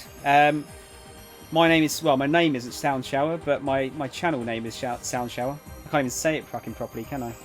I'm a variety streamer. I play lots of different games. This one is very, very different to what I usually play. But not. I'm finding it pretty interesting. Going to play some Forza later, so definitely going to be mixing things up a little bit. And if you want to join the Discord, there's the Discord channel. Henna's, is it Henna's? I've forgotten his name already. Yeah, Henna's. Even you're welcome, as long as you're going to be nice to people.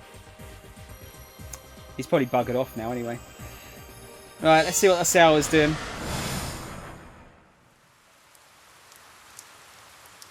The rain won't let up. The sound is growing louder and louder inside my head. You could say it was a sound shower, couldn't you? It is the sound of regret spattering against my heart. My emotions surge like a terrible storm within me. I never wished for this. Never expected my heart to be dragged so far beyond my control. We can't save Maria. We can't save Maria. We can't save Maria. I'm seeing a pattern here. The words stormed through Asawa's mind in a relentless cacophony. He'd called up images of the bodies from the human testing trials on his computer monitor. He couldn't help but imagine his daughter in the same gruesome state. In just a few more hours, Maria would begin hemorrhaging blood and die, just like the people in these pictures had. We can't save Maria. We can't save Maria. We can't save Maria. He couldn't shake the words or the reality from his mind. Damn it. Damn it. Damn it. Asawa began pounding his fists fiercely on the desktop. Sir, what are you doing? Kajiwara tried to intervene, but he kept on pounding away. That sounds bad without context.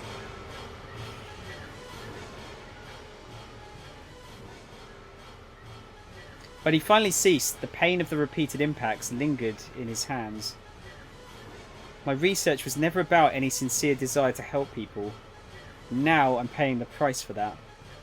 The one time it finally matters, I can't even save my own daughter. Mr. Asawa, Kajiwara sat a hand on his shoulder. You can always blame yourself later, but for now, think again, good and hard. Is there really no other way to save Maria? Nothing else we could try? Asawa shook his head. The only means we had left was using Tanaka's password to unlock the doors, and now Tanaka is dead. There's no other way. Is there a possibility that Mr. Tanaka told someone else's password? Aye. This was something Asawa hadn't considered.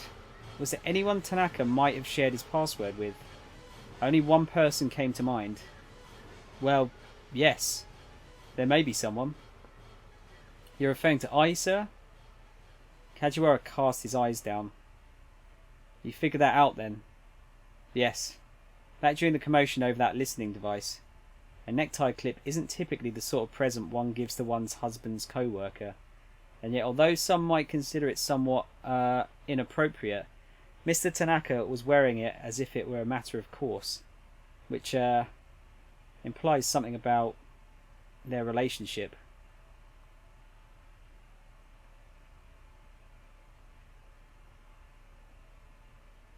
Kajiwara's voice trailed off. He coughed apologetically and tried again.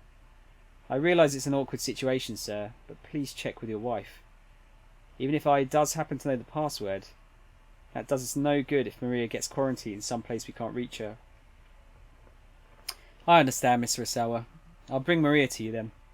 I'll do everything in my power to make that happen. The detective then produced a bunch of bananas from his pocket. Again, guys, I apologise. If you haven't seen this before, there's some weird shit that goes on. These are all left over. You're more than welcome to them, sir. Despite his gentle smile, the rest of his face was firm with resolve. You said you didn't care whether other people understood you, didn't you, Mr. Asawa? Asawa nodded guardedly.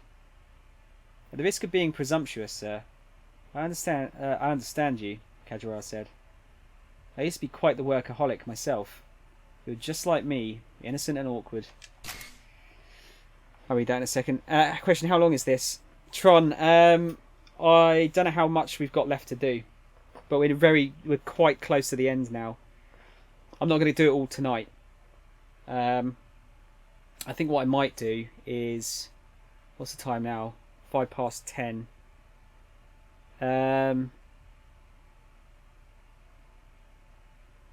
I think in an hour and a half I'll swap over to Forza and I'll do a bit of that. And do the last half of the stream as a Forza one. I haven't added in that Shinobi song for you yet, by the way, Tron. So, apologies. I'll have to try and find that at some point. See if I can get the album from somewhere. On another occasion, Kajiwara was shocked to run into a man who looked just like him. The fellow was a stylist at a hair salon Kajiwara visits on occasion. He let out a gasp of surprise of his own upon seeing the detective. Kajiwara felt a peculiar connection and was expecting to... God, they really have got some spelling mistakes here. I was expecting to go to the salon regularly, I'm guessing.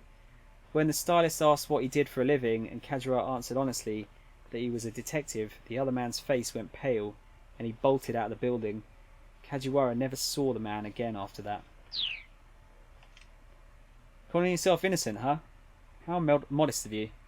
Asawa let out a sardonic chuckle, and after a moment Kajiwara joined in.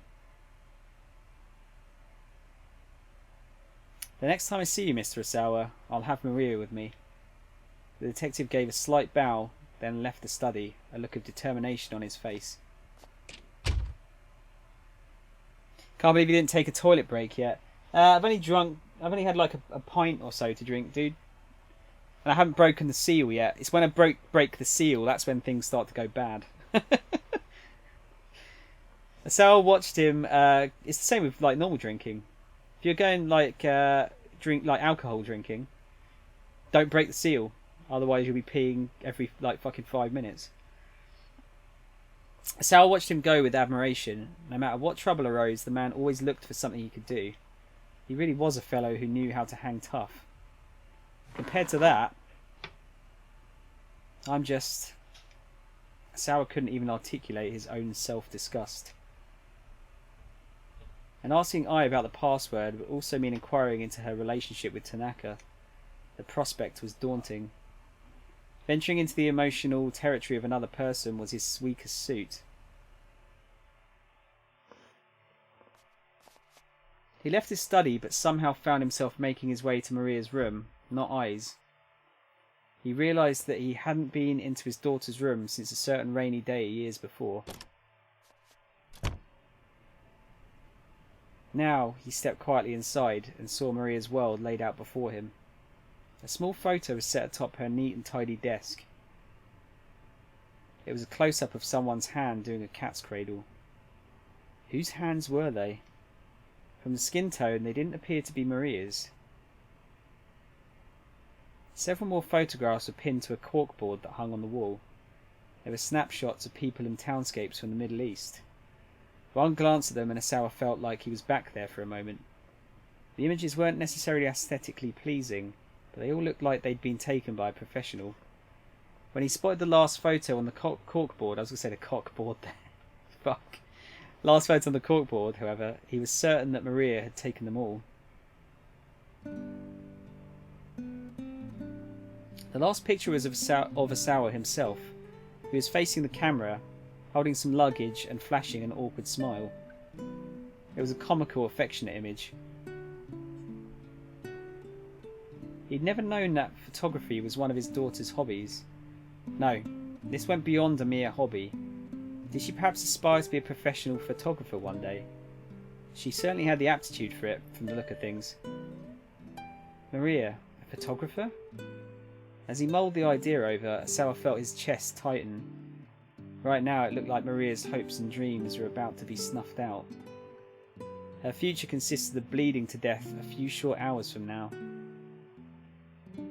Asawa stared vacantly out the window. The view from Maria's room remained unchanged from so long ago. Again, that rainy day crept back into his mind, as vivid as the present.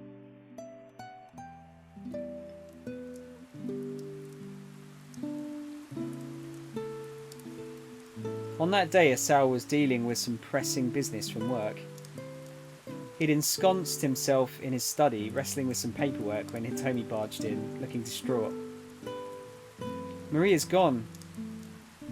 Sensing that Hitomi was legitimately alarmed, Asawa hurried to Maria's room. He found a letter she'd left atop her writing desk. Dad, you only care about Hitomi. You're always working and never do anything with me, so I'm running away. A few hours earlier, he'd cancelled their weekend trip to the amusement park. He just wasn't going to be able to get his work done in time. Hitomi had resigned herself readily enough, but Maria just couldn't accept it. She'd been looking forward to it for so long. She railed at him. How many times now had he broken one of his promises to her? Hitomi understands why we can't go, so why can't you do the same? A cold rebuke had ended her complaining, but it was clear she still didn't accept the situation. Now Hitomi helped him look around, but they found nothing missing from Maria's room. Despite her assertion that she was running away then, it seemed like there was no point in being overly concerned. Maybe she's at the park she always goes to. Hitomi looked worried. The park was roughly a 25-minute walk from the house. It would only take about an hour for Asawa to go get her and bring her home. But an hour was more than he can afford to spare right now. Dad, I think she's waiting for you to go after her. Asawa didn't need Hitomi to tell him that. He knew it well enough. That was what galled him so much about the situation. Why did she have to pull something like this precisely when his work was at its busiest?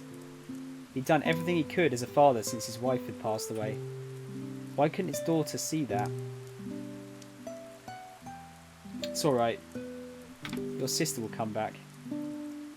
The rain was coming down pretty hard outside the window. Do you think she brought an umbrella? Hitomi asked anxiously. I don't know. But with a rain like this, she'll come back home soon enough. He spoke the words for himself as much as for Hitomi. Then he headed back to his study and got back to work. Several hours went by and still Maria did not return. The rain had gotten even more intense to the point where Asawa could hear it in his study. He was so concerned about his missing girl that he couldn't focus on his work, but he stubbornly refused to give in and go search for her. Several more hours passed. At last, Maria appeared at the front door, soaking wet. Asawa met her silently in the entryway. Wet strands of hair clung to the girl's forehead, and she looked up at her father with a bitter glare. You don't care what happens to me, do you? Immediately, Asawa smacked her across the cheek with the flat of his hand.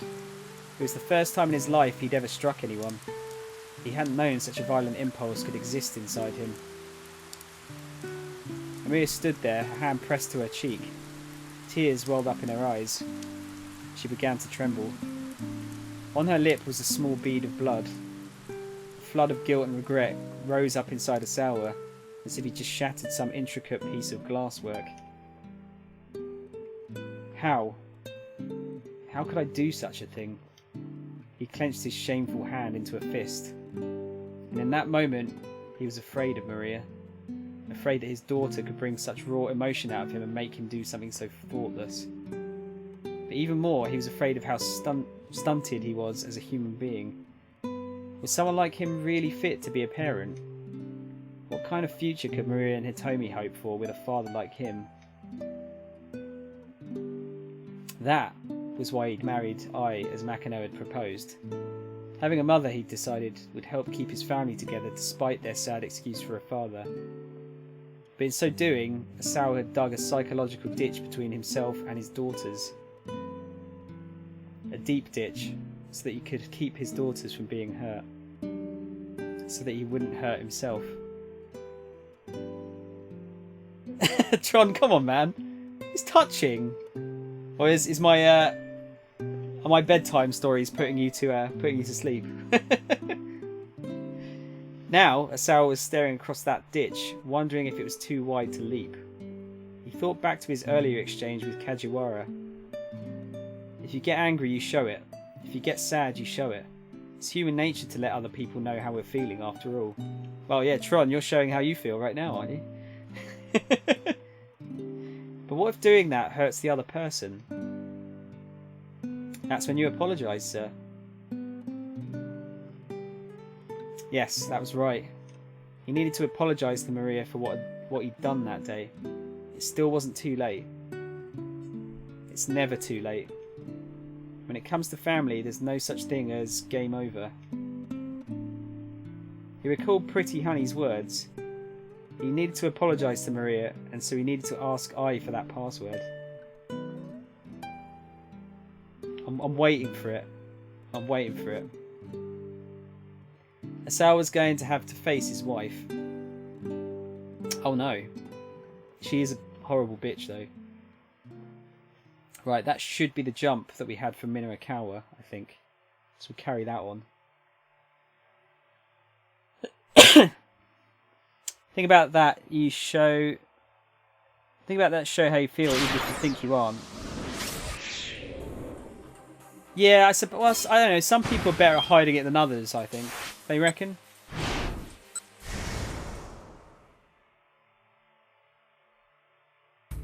But yeah, you're right. I think even as good as some people are at hiding that kind of stuff, I think they're always going to have a tell that something's, you know, up, or, you know, you can tell how they feel. I think you're right.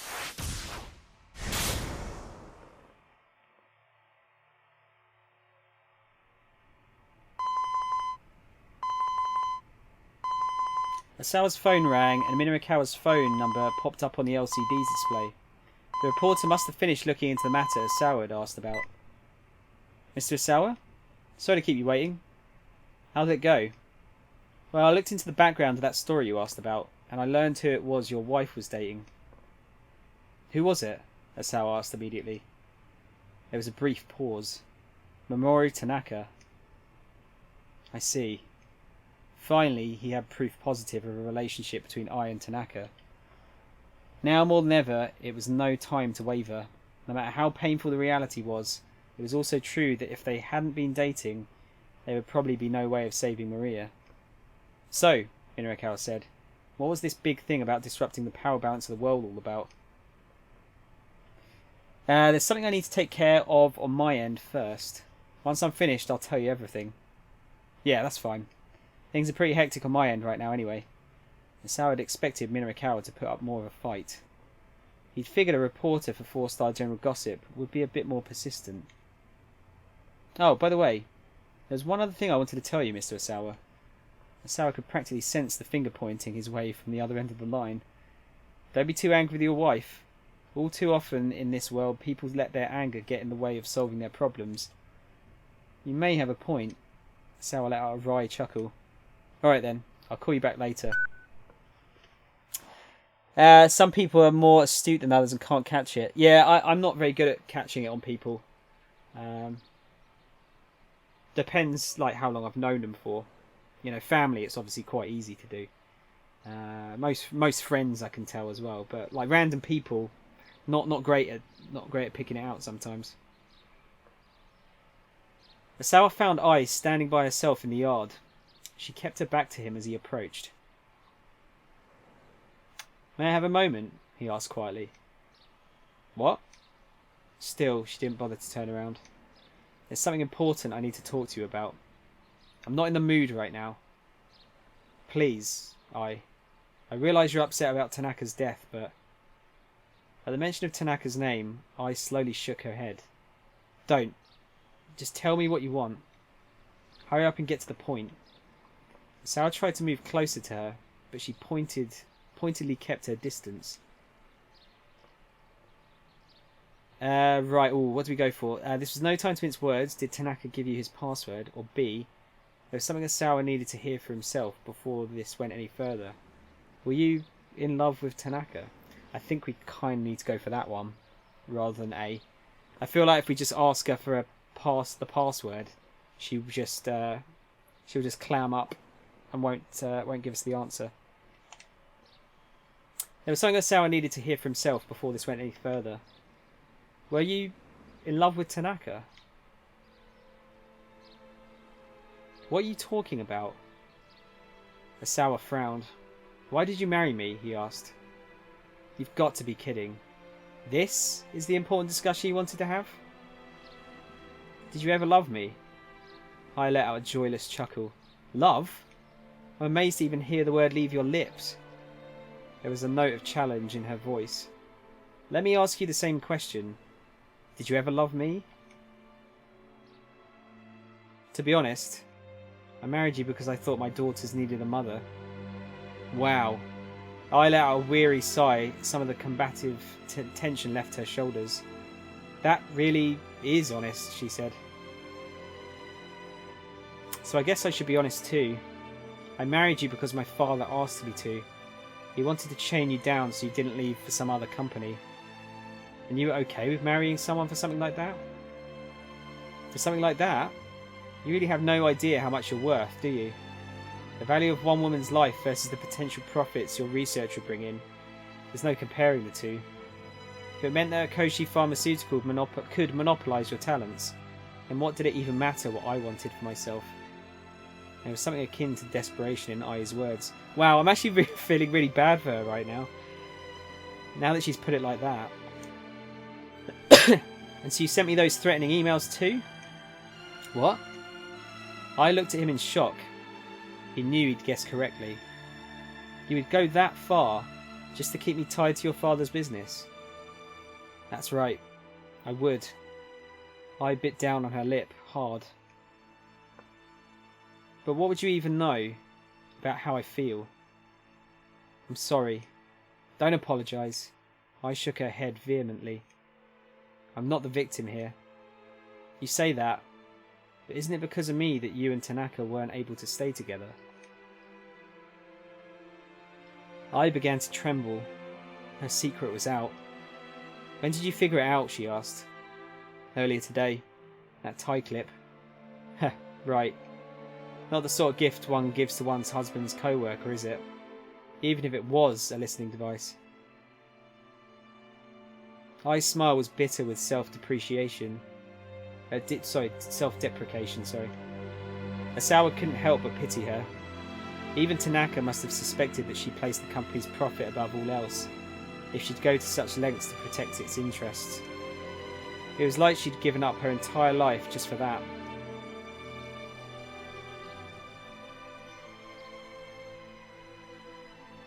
Well, she said, aren't you angry? Asawa just shook his head. Could you tell me just one thing though? He asked. Did Tanaka ever tell you what his lab password was? His password? I needed to get the antiviral out of the lab. I flinched at the suggestion. To get it out? What are you thinking? That belongs to the company. I just need one dose to save Maria. Please, if you know, please tell me.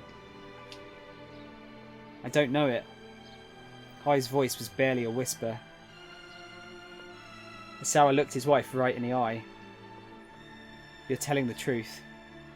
I am. I see. Then, do you have any idea what number he might have used for a password?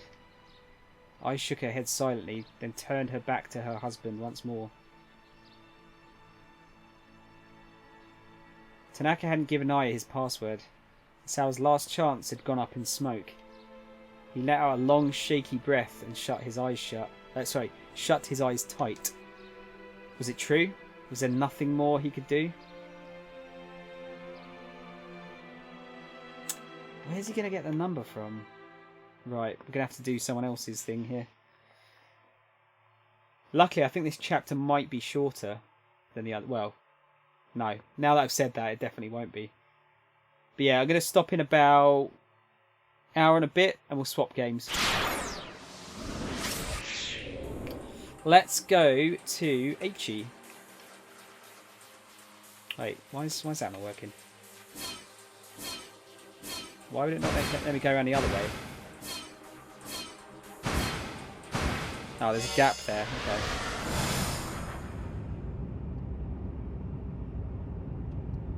Aichi told Stanley and Hitomi what his father had done. As she listened, Hitomi hung her head. Her face was sallow. I'm so sorry, Aichi told her. I'm not really sure what to say. He clenched his fist so hard his knuckles popped, struggling to keep his emotion in check. There was isn't there a... Yeah, Aichi and Hitomi confirm that Maria was not in the van that exploded. As they wander about with no leads, Aichi gets word from the hospital that his sister's heart condition has taken a turn for the worse.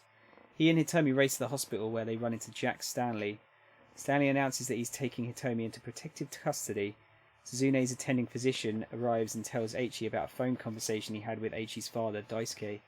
A conversation which proves that Daisuke is wrapped up in the case. Yeah, so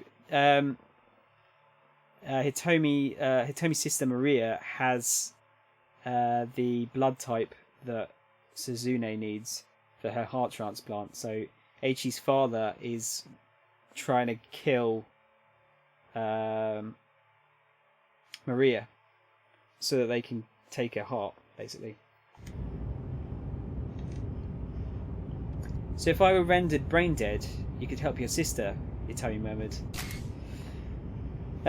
Brain dead is a state where brain function has ceased irreversibly. In Japan, there are two conditions for declaring, I think that's meant to be brain death. The first is that the patient must be comatose and in a state of apnea, i.e. no longer breathing, due to damage to the brain. The second is that the root cause is diagnosed and it is deemed that no reasonable treatment will restore brain function. Stop, Aichi said quickly. Please, don't say things like that. A sad look came to Hitomi's face and she pressed her right hand to her heart. I mean, to find out like this. She turned to Aichi, tears glistening in her eyes. I want to help your sister, but we have other things to worry about right now. This time it was Stanley who cut her off. Remember, Alphard is after you, Hitomi. Isn't that what Kanan told you? Yes, she said I was the mastermind's target. Hitomi wiped her tears away with her fingertips. So, Alphard and Aichi's father are after the same thing, Stanley said. Is that just a coincidence? It didn't sound like he thought so. Hold up, Aichi growled, leaning in from the back seat. Yeah, my dad's way out of line. But he did what he did for Suzune. He wouldn't work with terrorists. I'm not saying he's deliberately aiding terrorists, Stanley replied coolly. It's common sense that a pro wouldn't get an amateur involved with their plans. That makes it too likely that a clumsy misstep will cause things to fall apart. But then again, that's not the way Alphard thinks. So actually, the likelihood of failure could well be part of the plan. Aichi thought back to what Kanan had said earlier.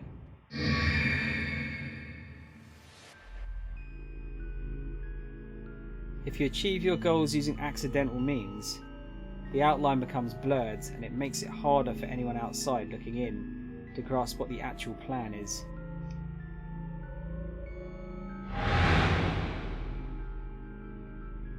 Not only have they put together a perfect plan, they've purposely left certain tiny holes in it.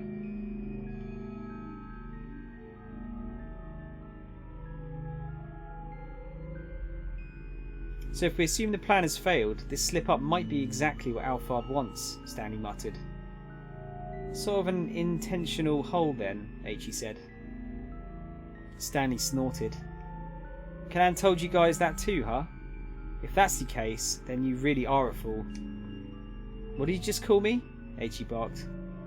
If you've known all along how formidable this opponent is, you should have given Hitomi over to police custody right away. It's only a matter of dumb luck that either of you are still alive right now. Look, luck or not, me and Hitomi have managed to get by safely. That's all that matters. What exactly is the relationship between you two anyway? Are you guys dating? Aichi and Hitomi exchanged glances. When Hitomi hesitated uneasily, Aichi decided he'd better speak up. No, it's not like that. We just happened to run into each other earlier today. Guess I'm not the kind of guy who can abandon someone in trouble. Can't abandon someone in trouble, huh? You sure you're not just trying to make yourself feel self-important? There are plenty of people out there that you can't see who are also in trouble, who are also suffering. If you can only help the ones close at hand, then what's the point, really? The world's a lot bigger than you can imagine, and there's a lot you're blind to. So what? If I see someone who's in trouble, I'm supposed to just ignore them? Nah, I can't do that. If I see someone who's collapsed from hunger, I'm not going to just walk on by because there are people starving somewhere else in the world. I'll be all, hey, let me treat you to a beef bowl or whatever. You couldn't have come up with a smarter example, Stanley replied with a tiny laugh. Okay, so I'm an idiot, H.E. scowled. My bad. Stanley laughed again. Today's been an interesting day, he said. I was with another fellow earlier who was just like you. Meaning what? Was he an idiot too? Yeah, he was an idiot. Do all you Japanese have that problem? Hardly. My little sister's so smart she'd make your eyes pop out. How would that work? Love a beef bowl. It's all about the katsu curry, John, I thought, wasn't it? I'm sure relieved to hear that. If everyone in this country were as dumb as you guys, I might actually start to like this place. Huh? What does that even mean? Talk so I can understand, man, H.E. shot back. But Stanley didn't respond. Instead, he stuck his head out the car window, peering at the road ahead. They were close to Shibuya station now, and the traffic had ground to a halt. Gridlock again? Stanley grumbled. It's probably better to walk the rest of the way to Endo Electronics. He pulled over on the side of the road. Specifically the shoulder that runs along either side of the travel portion of the roadway, a place where trash tossed out the window of moving cars tends to accumulate. Tossing cigarette butts and empty cans out onto the street can potentially hurt people, and it definitely makes a mess. Please don't litter. Oh, hell yeah. What Daraskalek Guan Irmon? Is that what the hell is going on here, man? Tron is teaching me Jamaican slang here today.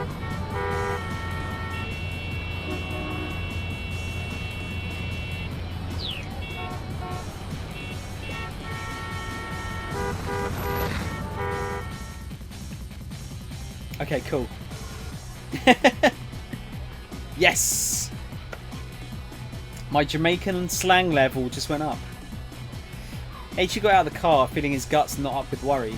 Pretty soon he was going to have to confront his father. Stanley gave H.E. a look. Are you scared about meeting with your father? I'm not scared. First things first, I'm going to punch him right in the face. Then we can have ourselves a chat. Don't let your emotions get out of control. Your father might be one of the key players in this case. I don't give a damn about that. H.E. took Hitomi by the hand and started walking. Sick, bruv. That's not really Jamaican though, is it? That's more, you know, sort of South London. They'd gone up and down Dogenzaka so many times today already, but this is probably the last time he and Hitomi would make their way up the hill together. His anger rising, H.E. picked up speed as he marched onward, wanting to confront his father as soon as possible. Or B, H.E. walked in at an easy pace, wanting to delay the end of their time together just a little longer. I think probably B. Yeah, sort of like Brixton. Although really, I think a lot of people down here now speak like that. If you're under the age of like 16. Yeah, mate, sick, bruv. In it. I need to get my Twix break out of the way here. Let's go for. I'm going to go for B here. I think. Because if he goes in with his anger rising, then he's just gonna smack him, isn't he?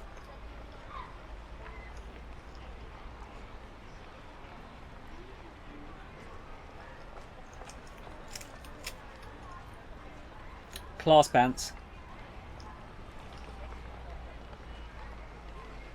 See, John, I keep using banter in the Discord group, but I don't know if banter's used anywhere else apart from the UK. So people are like, "What the fuck does banter mean?"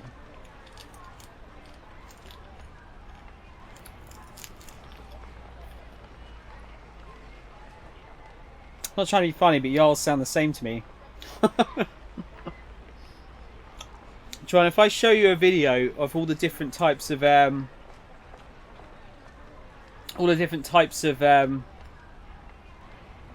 English from around the country, you would not be saying that. Not to mention, when it comes to slang. I was going to ask you actually, Drum. Do you know what I mean by banter? Because I say it a lot, but I'm not sure if anyone, like, if Americans use the term at all. Oh man, that Twix is good. H.E. walked at an easy pace, wanting to delay the end of their time together just a little longer. Once they reached his home, this kidnapping case would be all over, because his own father, Daisuke, would be arrested as the culprit. Kidnapping for ransom carries a potential life sentence with a definite term of imprisonment of no less than 3 years. Guess I'd have to hear them back to back. Yeah, if you heard them back to back, you would hear the difference in them. I think it's the same as American. Like, I think a lot of people assume that all Americans sound the same, but there's a lot of, all over the country there's different accents, isn't there? Okay, yeah, banter is... Well, no, banter is different. Banter does mean small talk, but over here, banter means when you're saying something mean to like a friend, but you don't actually mean it in a mean way, but you're going back and forth with it. It's like, you go up to your mate and say, "Oh, all right, you short cunt," and they go, "Yeah, all right, you massive twat." It's that kind of thing. Bringing Daisuke down would be easy. H.E. wasn't worried about that part at all. If he didn't hold back, there was a good chance he'd wind up hurting his father. Holding back. Getting hurt.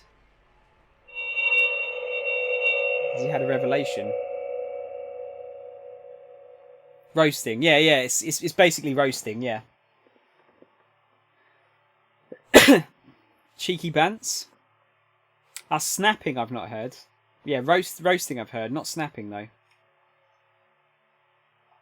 It's like snapping as in, just like, almost like a crocodile snapping, like snapping at each other. Or something. A memory from long ago arose in H.E.'s mind. A pure white karate gi. Thrusting out with his left fist. Daisuke collapsing to the floor. One of many memories of his father that H.E. could not forget.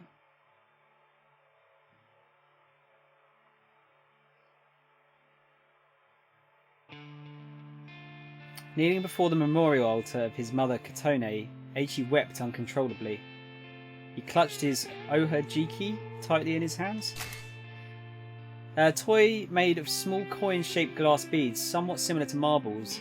The typical game involves flicking one's pieces into the opponent's with a fingertip. Specific rules vary greatly by region. That's almost like Pogs. Actually, it's not anything like Pogs. Those things look really nice. I kind of want to eat them. Is that bad? H.E. had always been rather clingy with his mother. When she was alive, she had often joined him for ohajiki, origami and the like. On this particular day, H.E. had come home miserable after getting bullied by the neighbourhood kids for acting like a wimp. H.E. He turned to see his father holding 2 cups of shaved ice. Come here for a bit.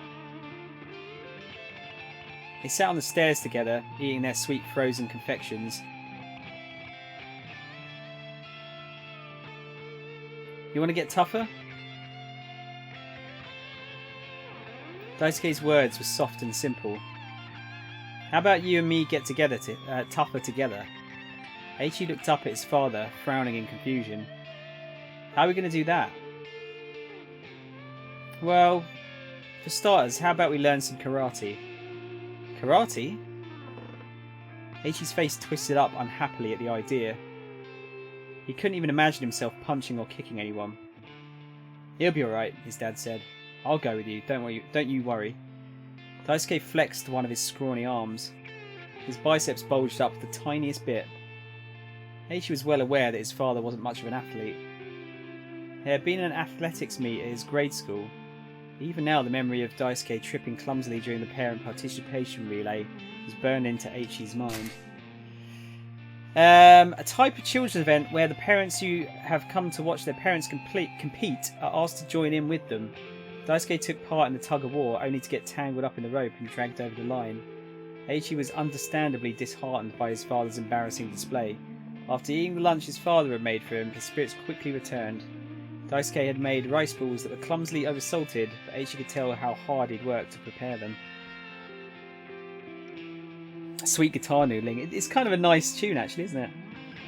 Snapping is old school. 80s to 90s millennials came up with roasting. Now nobody uses snapping anymore. Yeah, I've not come across that term, Tron.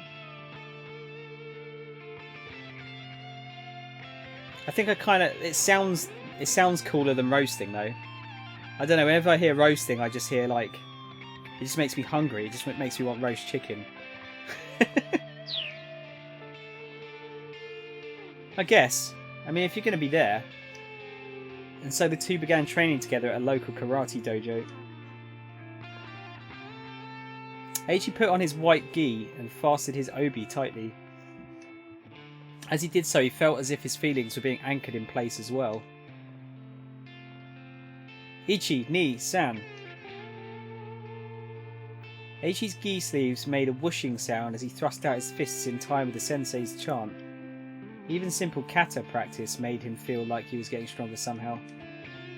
His dad, having left Suzune in the care of their neighbours, was working up a sweat alongside him. But he was out of shape, and his technique was shaky. He was soon exhausted and went to lean up against the dojo wall. Eiichi stepped out of the training circle and called out to his father. "Dad, you okay?" "Yeah, I'm just gonna take a little break." Daisuke sounded like he was on the edge of hyperventilating. "Thanks, Dad." "Huh? What for?" "For asking me to come take karate lessons with you." Eiichi was sure he'd never have dared to go to the dojo alone. "Hey, just so long as you're liking it. Now go on, get back to training." With a deep bow, Eiichi resumed his kata practice. As they were walking home from the dojo, Eiichi turned to his father. "How come you want to get stronger, Dad?" he asked. "I mean, you're not getting bullied by your friends."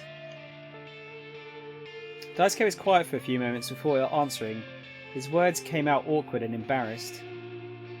"I was picked on a lot when I was your age too, Eiichi. I had a friend who would always come and bail me out." "A friend?" "Yeah, a friend." A distant look came to his father's eyes. He was a real fighter. I always looked up to him. I wanted to be strong, like him. His expression turned lonely. I don't get to see him anymore, though. "Why not?" Eiichi asked. "Did he die?" No, nothing like that." "Then did you guys have a fight?" "Something like that." Daisuke smiled sadly. He stared out into the sky for a while before speaking up again. "His name's Teteno." "Hmm? My friend, that's his name." Eiichi's father increased his pace. "Come on," he said. "We have to go pick up Suzune." After that, despite Eiichi's questions, Daisuke would say no more about his old friend. I've noticed that you talk more plainly than what I'm used to. No slangs. No, do you hold back so your international audience can understand you? Not in particular, Tron. No, I don't know. I don't tend to use a lot of slang, really. I've used a bit. You might not have noticed, or you might not have been here. I use the odd bit of like Cockney rhyming slang. So I'll like say, let's have a butcher's, which means to look, because butcher's hook, look. It's Cockney rhyming slang's a bit weird, but I picked up bits and pieces of it, and some of it's just stuck. I have a job application for you, Tom, on Discord. Oh god, what is this? Oh, I see. I'll talk to you about it off stream, because it's not really it's not a serious thing. I can't pay you anything because I don't have anything myself. But yeah, I'll talk to you off stream about it. We'll have words. It's more just like, if you're here, that kind of thing. Yeah, no, Tron, I was going to say, if you ever, like, hear a bit of slang that you're not sure of, just ask. Because I might use it just without realising. Not expecting to be paid. Okay, cool. I mean, basically, all I want from it, I suppose I can just tell you now, is that if you are here, that, you know, you just say hello to people when they're in a chat. I just want to try and get people talking to one another. That's the main thing.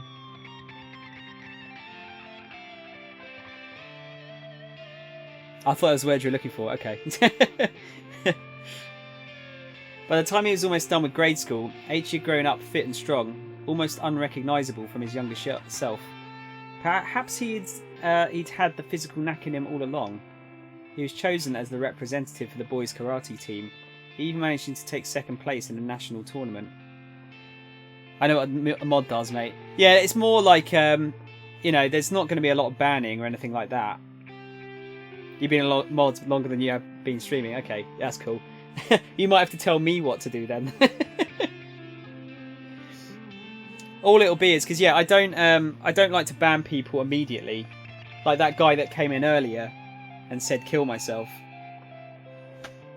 Whatever, doesn't bother me. If he keeps doing it, fair enough. But you know, if I can turn the person around and maybe stop them from trolling, that'd be ideal. I know that's not always possible. But yeah, it's more just like if you're here, dude. If you don't mind helping out.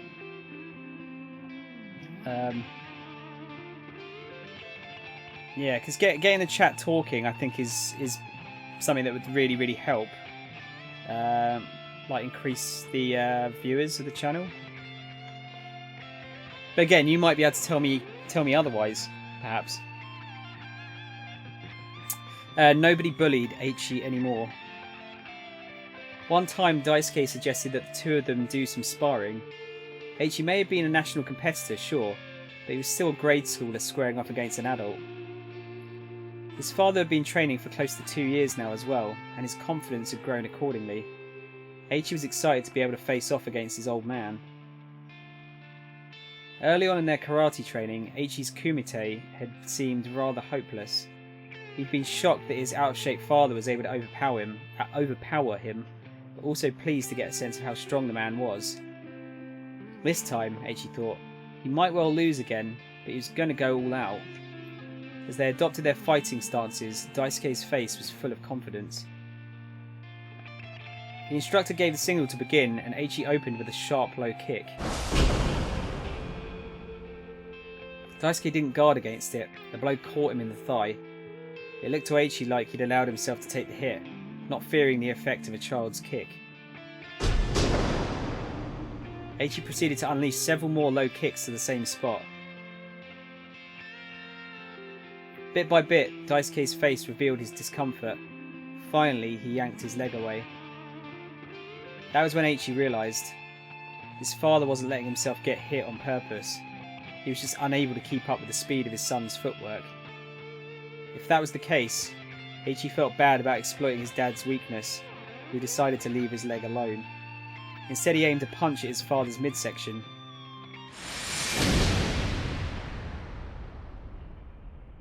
He was shocked by the impact as the blow struck home. He hadn't attacked with a great deal of force. He'd just thrown a light midsection punch as a check. But as Aichi pulled back his fist, Daisuke crumbled to the floor, writhing in pain as he clutched his gut.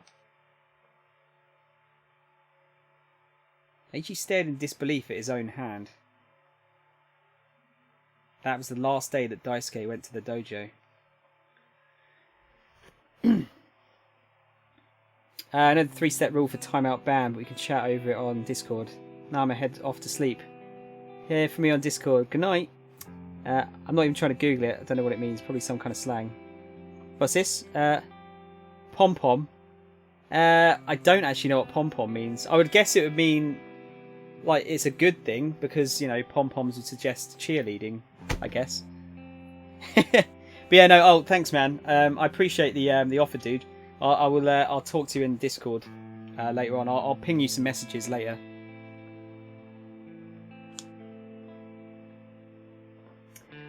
Your dad's pathetic. Yeah, he's such a loser.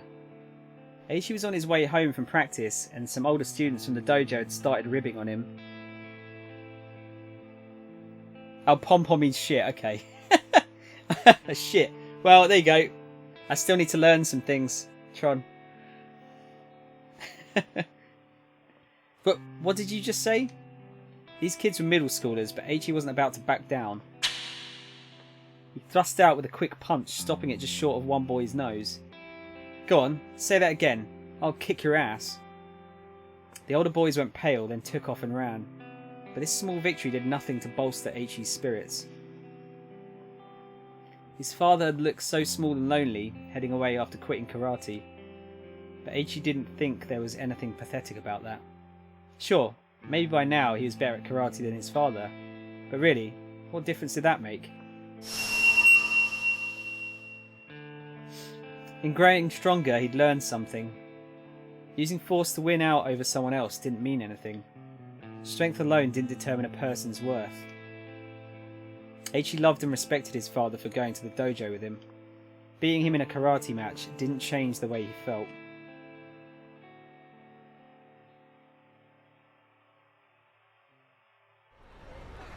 Aichi resurfaced from his memories to hear Stanley talking on his phone. I see. So that's what's going on. Once we're finished with things in Dogenzaka, I'll bring Hitomi right back to the precinct. Curious, Aichi turned to the American. Oh god, who are you talking to? What was that about just now? Or by bringing Hitomi in, do you mean you're going to arrest her? Let's go for B. What was that about just now? Stanley's reply was clipped. I know what they're after now. With that, Stanley proceeded to wrap up his phone call. Guess I'm not going to get much out of this guy, Aichi thought.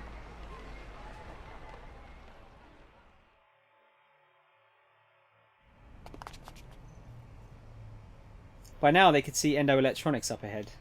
Aichi was about to hurry inside when Stanley stopped him. I'll go in first. You two wait out here. No way, this is my dad we're talking about. You don't think it's dangerous to bring Hitomi right to him? Well, alright. We'll wait here for a bit, and once we know it's safe, we'll head on in. You cool with that? I'm cool with that. Stanley stepped inside. I kind of get the feeling that Stanley's going to shoot him. I don't know why. Gut feeling? Aichi fussed about impatiently, staring at the entryway. The palm of his clenched fist was sweating. Never before in his life had he wanted to just deck his old man. Hitomi watched him uneasily. Hitomi. Yes? I'm sorry. I really don't want you to have to see this, but I think you're about to witness the crowning shame in Endo family history. Aichi, don't say that, Hitomi said. She squeezed his hand. Lewd! He found his other fist unclenching. Please, you have to try to talk to your father. Yeah. Yeah, I know.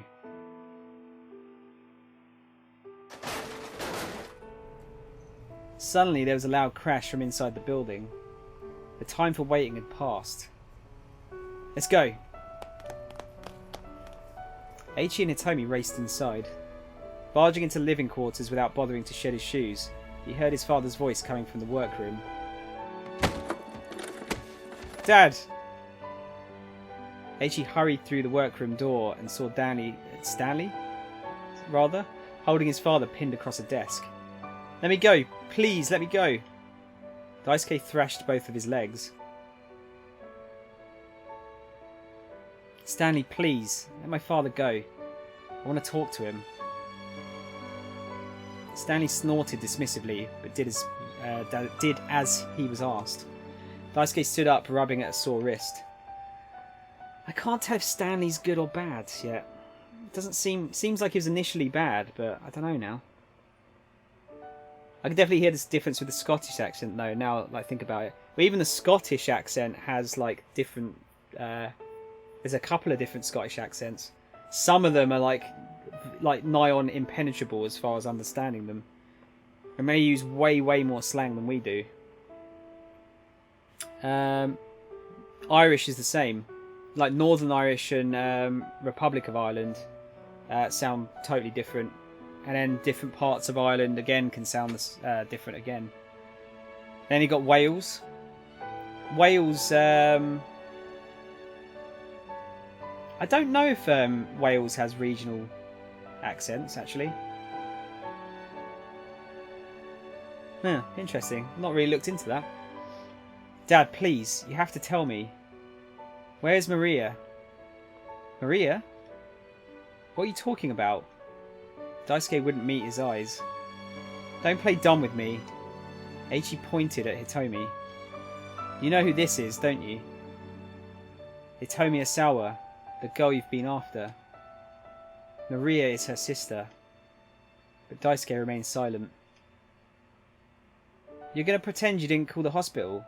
Nothing about maybe being able to get your hands on a heart? I mean, seriously? It's all so simple. Even I can tell what's been going on. You've been watching me and Hitomi through the surveillance cameras. And you were telling that guy with the cane where we were. The blood began to drain from his father's face. Don't you go quiet on me. If I'm wrong, then go ahead. Tell me the truth. Daisuke's arm shot out suddenly, knocking an external hard drive from his desk onto the floor. It was over and done before Stanley could stop him. Stanley hunched down and picked up the shattered drive. I'm guessing there was important data on here. Footage from the cameras, maybe? I have no idea what you're talking about, Daisuke spat.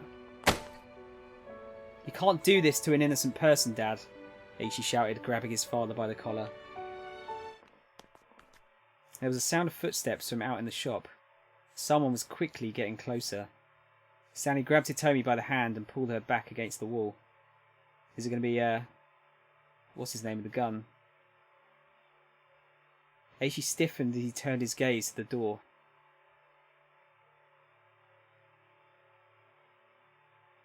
It's going to be a keep out. Yeah, okay. So what am I? How do you mean, Trom?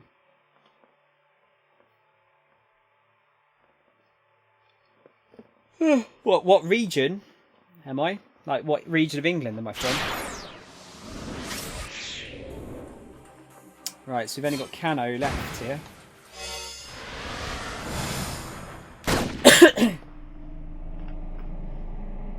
What we have in terms of accents in New York are Brooklyn and Bronx.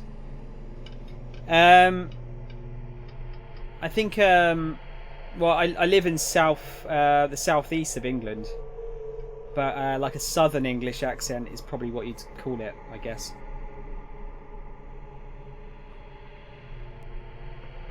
I don't know, I think that's probably about as close as you're going to get, really.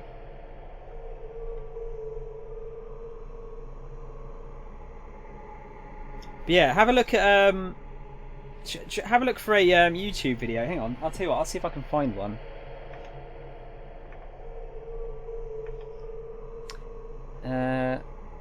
Different accents in England.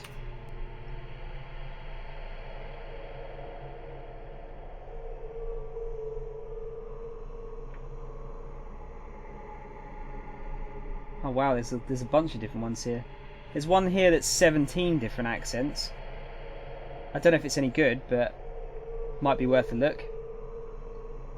This is just England, by the way. It's not even the UK. Yeah, give that a whirl, dude. See if that gives you a good idea. Not really a very good streamer, am I? Telling you to watch other things. A gunshot rang out from Tateno's gun, but it was a wild shot, fired reflexively as the weapon flew out of his hand.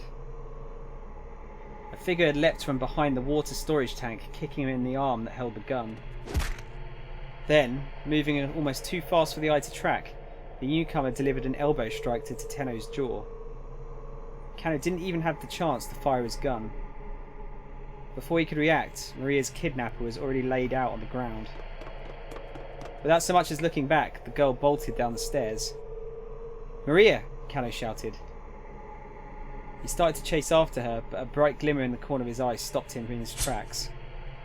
The strange assailant had drawn a knife and was preparing to slit the unconscious Teteno's throat. Is this Kanan? Kano quickly brought his gun back to bear. Stop right there! The knife stopped merely millimetres from Teteno's neck. Kano was sure that if he hadn't intervened, the detective's throat would have been slit already. The knife wielder pulled back the hood that had been concealing her face. You. I know you, Kano said, shocked to see that he recognised the attacker. Yeah, it's Kanan. Country-wise, yes, Southerners, Midwestern, Southwestern, like Texas accents. You've got a Brooklyn accent. Is that the accent that I tried to mimic the other day? Hey, I'm walking here! That kind of thing.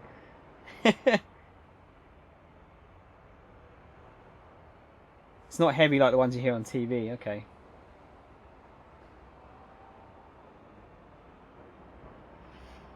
It was the girl who had been knocked down by the minivan explosion. Why stop me? She asked, her tone ice cold. Weren't you just about to shoot him yourself? I don't have a reason to shoot him anymore. Not now that you've helped Maria escape. Please, put the knife away. Very well. Looks like he's not waking up for a while anyway. The girl withdrew the knife and rose to her feet. Why did you come to Maria's rescue? Because she's my friend, the girl said simply. She's been infected with the virus, Kano said. We have to get her to help as soon as possible. He headed for the stairs that Maria had scampered down. Not so fast. Not so fast. Don't move. The girl's sharp tone made Kano stop. What for? He demanded. I thought you wanted to help. I do want to help her, which is why I'm not letting the police get their hands on her. The girl's voice was quiet but hard as steel. The police are afraid of the Ua virus spreading, which is why they'll certainly place Maria under quarantine. If that happens, there won't be any way to save her. Just who in the world are you? Before I answer that, let's make a deal. Kano waited, non-committal. I have information relevant to this case, the girl continued. I want to make an exchange. Kano swallowed the lump in his throat. An exchange for what? Tell me where Hitomi Asawa is. Hitomi Asawa? Stanley had taken Hitomi into custody. I think it was Kanan that was in Endo Electronics, wasn't it? Like that, okay. That's the only thing I can say though, because you just hear it so much.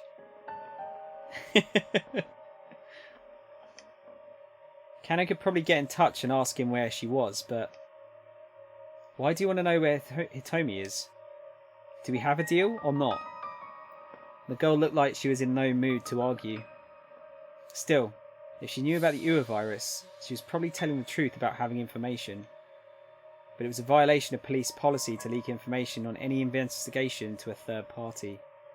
Besides, was it wise to trust this young woman without knowing who she was? Kano weighed his options for a moment before replying. Alright, I'll tell you. No way, I can't share that info. Or first, I need to know who you are. I don't think it'll be B. I think it'll be A or C. Sylvester Stallone has a Bronx accent.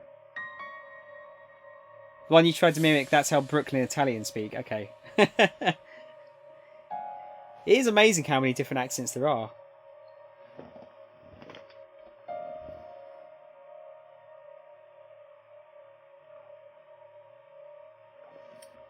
It's sort of weird how they've all come about, haven't they? Isn't it? Like, I wonder how...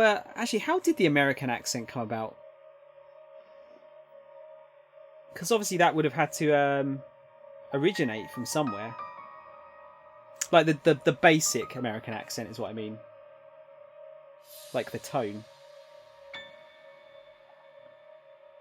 Let's. I'm gonna go for C here. See if that works. Hey, see if that works.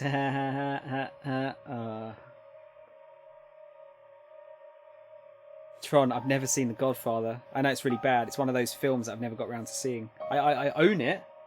I've not got around to seeing it though. Before anyone gives me shit, I am planning to watch that. First, I need to know who you are. My name is Kanan. Kanan? Kano thought back to the grisly scene at the Foreign Syndicate's hideout. Did she do that? Did she do that? Kano was almost afraid to wonder.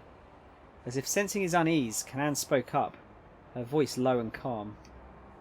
Once you hear what I have to say, I think you'll be more inclined to tell me where Hitomi is. There was still a lingering trace of adolescence in this strange girl's face. It was hard to believe someone so young could be a covert Middle Eastern operative, and yet Kano had seen how quickly she'd been able to render Tenno unconscious. Alright then, guess I'll go first, Kanan began. There's someone out there trying to get their hands on the antiviral drug. My objective is to eliminate this person and put a stop to their plan. Kano felt neither surprise nor horror at her use of the term eliminate. After all that had happened today, he realised his sensibilities had gone numb. This person you're after, you're talking about an arms dealer named Alphard, aren't you? Kanan nodded. The Ua virus has been weaponised and tested several times on the battlefield to great effect, she said. The antiviral would render this weapon wholly ineffective. Countries the world over are dying to get their hands on it. Then why did Alphard orchestrate this kidnapping? If the goal is to get the antiviral, why not just steal it from the laboratory? There was a lot about this kidnapping case that still didn't add up. Kano was sure Alphard's plan was hidden in those baffling details. The one you tried to mimic, that's how Brooklyn... Sorry, I read that. Joe Pesci, Robert De Niro, etc. Right, yeah, that's it. That's Italian Brooklyn, right? Lab security at Akoshi Pharmaceutical is practically perfect. The place is under surveillance 24 hours a day, and getting to where the antiviral is stored requires bypassing 3 sophisticated electronic locks. Getting the antiviral out is impossible. Unexpectedly, a sly grin appeared on Kanan's face. If you were Alphard, how would you steal it? She asked. Huh? Kano was taken aback by the sudden question. He thought good and hard about how to answer. There must be some way to get those locks open, right? Oh geez, we've got a D here as well. Asawa heads up the lab. Wouldn't he be able to get it out? If you can't sneak something out, maybe you could sneak something in. Or you wouldn't need to steal it, just wait until the drug hits pharmacy shelves, right? I think B might be the answer here.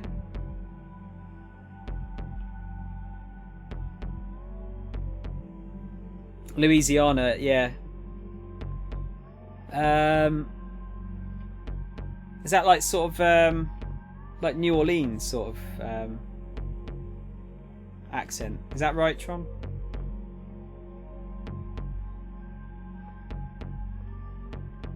Yeah, I'm going to go for B.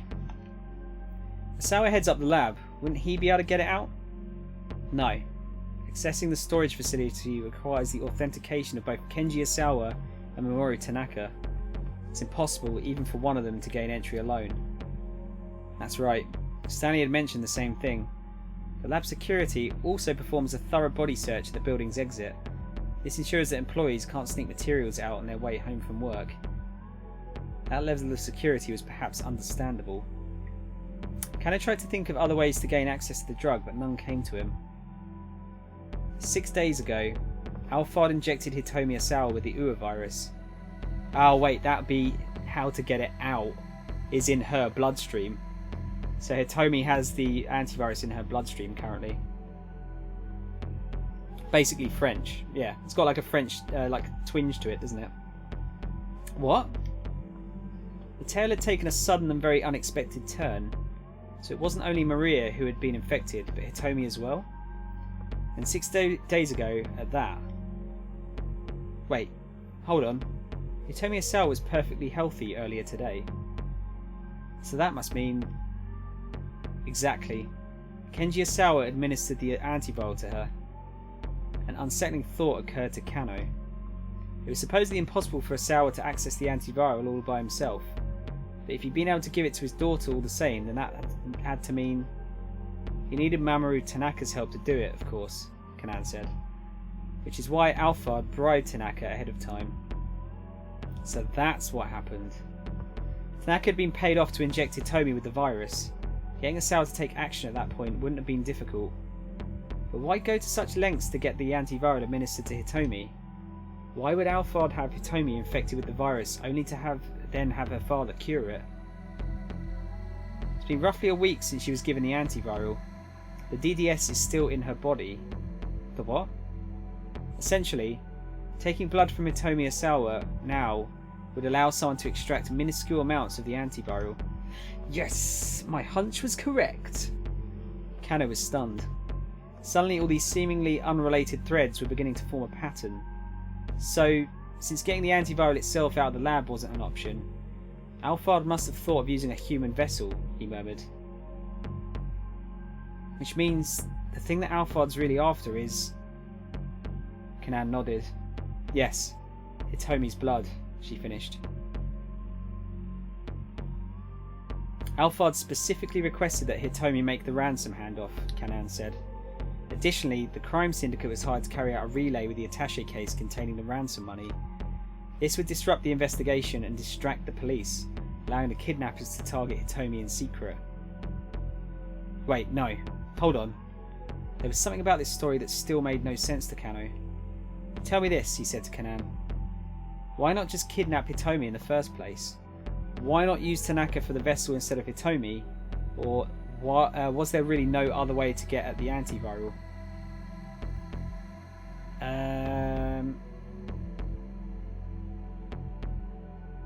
I think it's A or B here.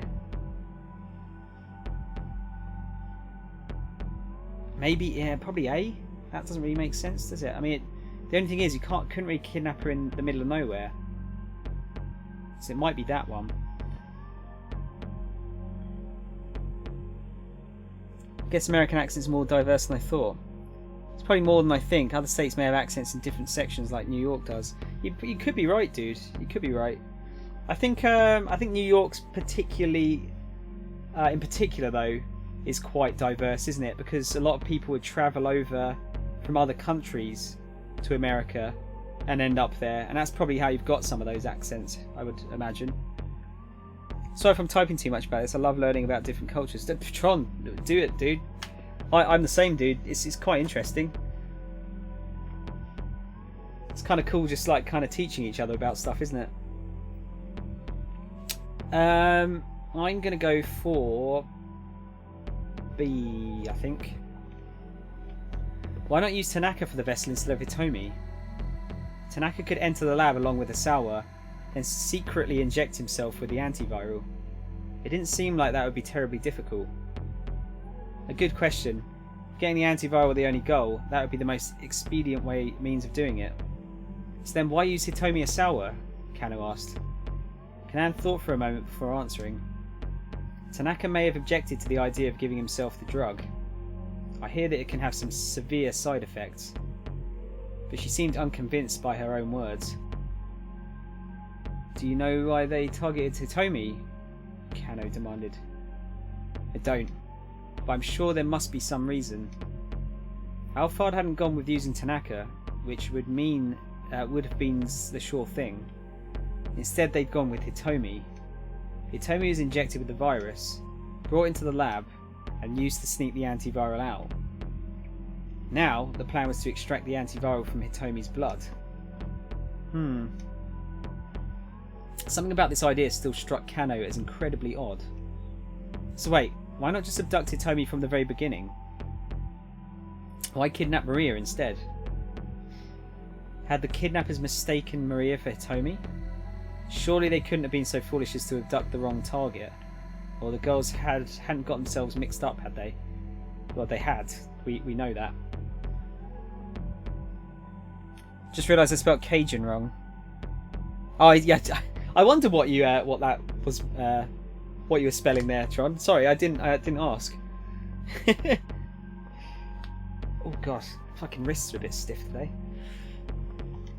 The girls hadn't gotten themselves mixed up, had they? Maria with Hitomi? Hitomi with Maria? If that were the case, then the Syndicate's plan actually had been to abduct Hitomi. Yeah, Kano said excitedly. When you think about it, it all makes sense. Kanan gave him a look. No, it doesn't. Not that it isn't an interesting idea. Well, so much for that, Kano thought. I've met both Maria and Hitomi, Kanan said. They look alike, but they're completely different. That was definitely Maria who was here just now. She had a point. Last night back at the Osawa residence, when Hitomi had agreed to make the ransom handoff, her parents would have been with her. And they certainly wouldn't get Maria and Hitomi confused. It was hard to believe the girls had actually switched places, which meant the criminals had deliberately abducted Maria after all. Oh yeah, they didn't switch, did they? Maria told Hitomi not to go to the party. It'd be like mixing up two completely different colours, Kanan said. They're that different? Sorry, they're that different, so it wasn't Alphard's mistake. It's my fault that Maria was kidnapped. Kanan looked away. I contacted her before all this started. I told her about the kidnapping plan, and I gave her a GPS beacon to give to her sister so that I could track Hitomi's location after she was abducted. But my plan backfired. Maria switched places with Hitomi and let herself get taken by Alphard. What the hell? Why hadn't Maria taken this to the police? Or if she was so determined to protect her sister, why not just get her to leave town or something like that? There must have been some sort of accident though, Kanan continued. The GPS was never turned on after the kidnapping, and I wasn't able to track Maria down. But there was something that even Alphard hadn't counted on. Kanan cast a glance over at Teteno. This person right here, she said. So Teteno had disrupted Alphard's plan by going after Hitomi himself. Considering where it's all led, Kanan continued, Alphard must be panicking about now. We can't let down our guard. Even now I'm sure the mastermind is thinking of some way to fit what this man has done into the master plan. So it's a perfectly imperfect plan. Is that what you're saying? Precisely. Kanan flashed Kano an approving grin. I heard that from Stanley, Kano said. The man who drove you to the hospital earlier. That case officer, huh? Case officer? So that was it. Stanley was CIA. The US Embassy in Akasaka functions as the headquarters for the CIA's Japan branch. As the embassy building is not reliably secure, however, the agency carries out many of its activities in specially constructed embassy annex facilities, often under the guise of cultural exchange organisations. There are reportedly over 100 CIA personnel active in Japan, but given the inherent secrecy involved, the exact number is not officially known. Now that Kano thought about it, it all made sense. Since Alphard is an arms dealer with worldwide connections, I don't know what nation might be trying to obtain the antiviral. Obviously, any country that has the viral weapon would want to prevent their enemies from obtaining it. It's no huge surprise that people are butting in trying to put a stop to Alphard's plan. A tiny beeping sound caught Kano's attention. Kanan pulled a PDA from her breast pocket. Personal digital assistant. Refers to various types of small portable devices for information management, occasionally also referred to as a handheld PC. Interesting. The GPS I gave to Maria has just been powered on. Now I can find her location. Where is she? She's on the move. But why is the GPS suddenly active now? Kanan frowned. At any rate, I've told you what I know. Now tell me where Hitomi is. Alright. Kanan got out his phone and called Stanley.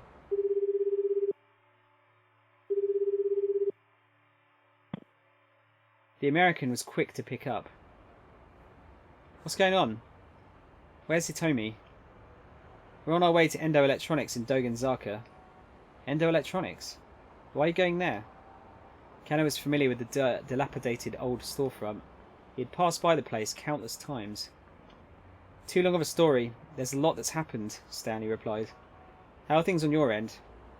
About as bad as they could be? I'm getting closer to the truth. Please make sure you keep Hitomi safe. Alphard is after her blood. Her blood?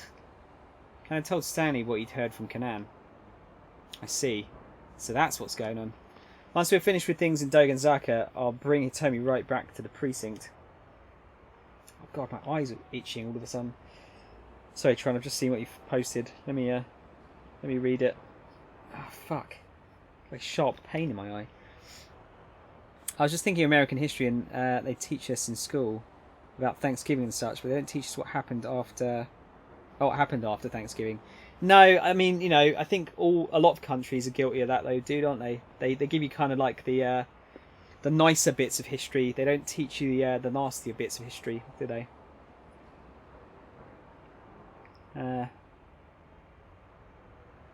Christopher Columbus, they teach us his endeavours and that he discovered America.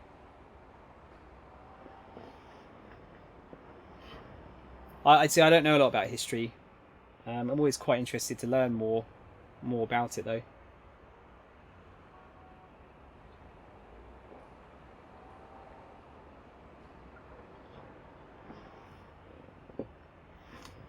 Not that he was a terrorist. I didn't actually know he was a terrorist.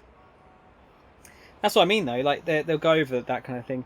I think there's like I don't think the Japanese teach about what happened in World War II, because obviously I think they did some pretty horrible shit. They don't teach any of that kind of stuff. I think likewise. I don't know if this is the case or not, but I've seen like rumblings, or not rumblings, but bits and pieces on the internet about how like Winston Churchill wasn't the nicest bloke ever. But again, they don't teach it because it's, you know, I don't know. It's just they don't like to admit their own. You know, every country's history is probably pretty spotty, isn't it? Where is she? Kanan asked as soon as Kano had hung up. She's on her way to an electronics store in Dogenzaka. I see. Kanan checked Maria's location on her PDA. First, I need to get Maria, she said.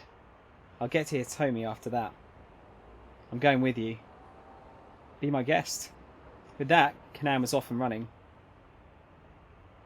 Kanan took one last glance at the unconscious Tateno, then hurried after Kanan as fast as he could. They ran from South Hill and Nanpeidai towards Shibuya Station. As they darted and weaved madly through the narrow side streets, Kanan took an occasional glimpse at her PDA. It felt to Kano like they must be taking the shortest possible route to Maria's location. He stayed quiet, keeping pace as Kanan led the way. Before he knew it, they were heading up Dogenzaka. In not too long, they'd be at Endo Electronics. Hey! Kano called out to Kanan. What? She shouted back without turning. Are you sure this is the right area? Are you doubting the GPS? No, it's not that. Oh, actually, can I see the GPS unit? We'll trust her. He must have some kind of other idea. No, it's not that. Kano scanned the area. It's just that Endo Electronics is right up ahead. What? Kanan stopped abruptly. What are you suggesting? The twins are heading for the same location. That's my guess. Still, what did that actually mean? Kano hadn't figured that out yet. They took off running again, and before long, Endo Electronics came into view. Kanan stopped in front of the shop door. Right here, she said, glancing again at her GPS. I knew it, Kano thought. Endo Electronics, the same place Hitomi was headed. Guess we're all winding up together, Kanan said. Or else we've been brought together. She peered keenly at the building and its surroundings. Kano swallowed hard. We? You think you've been roped into this too? Quite possibly. Kanan flashed a winning smile, then started to head into the shop. Hold on, I need to report into HQ. Kano hurriedly called Kuze on his cell.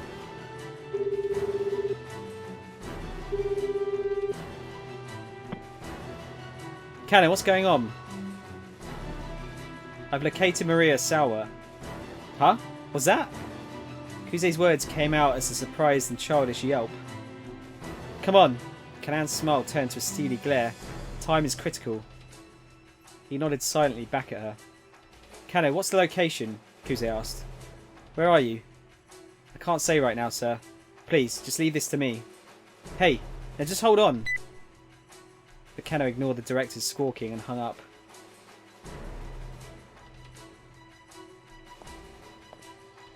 Kanan had already entered the shop. She seemed wholly unconcerned by the idea that she might be playing right into Alphard's hands. Despite her youth, she clearly thought of herself as quite capable. Warily, he followed after her. After navigating a veritable cavern of junk, they came to a door that led to the living area beyond. Kanan quietly opened the door and immediately stepped inside. The home was divided into a dwelling area and a workroom.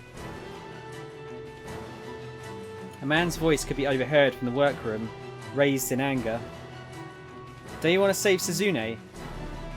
Kano and Kanan crept closer.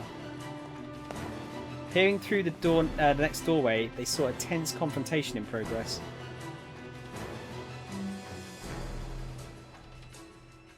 Maria and Stanley were standing there.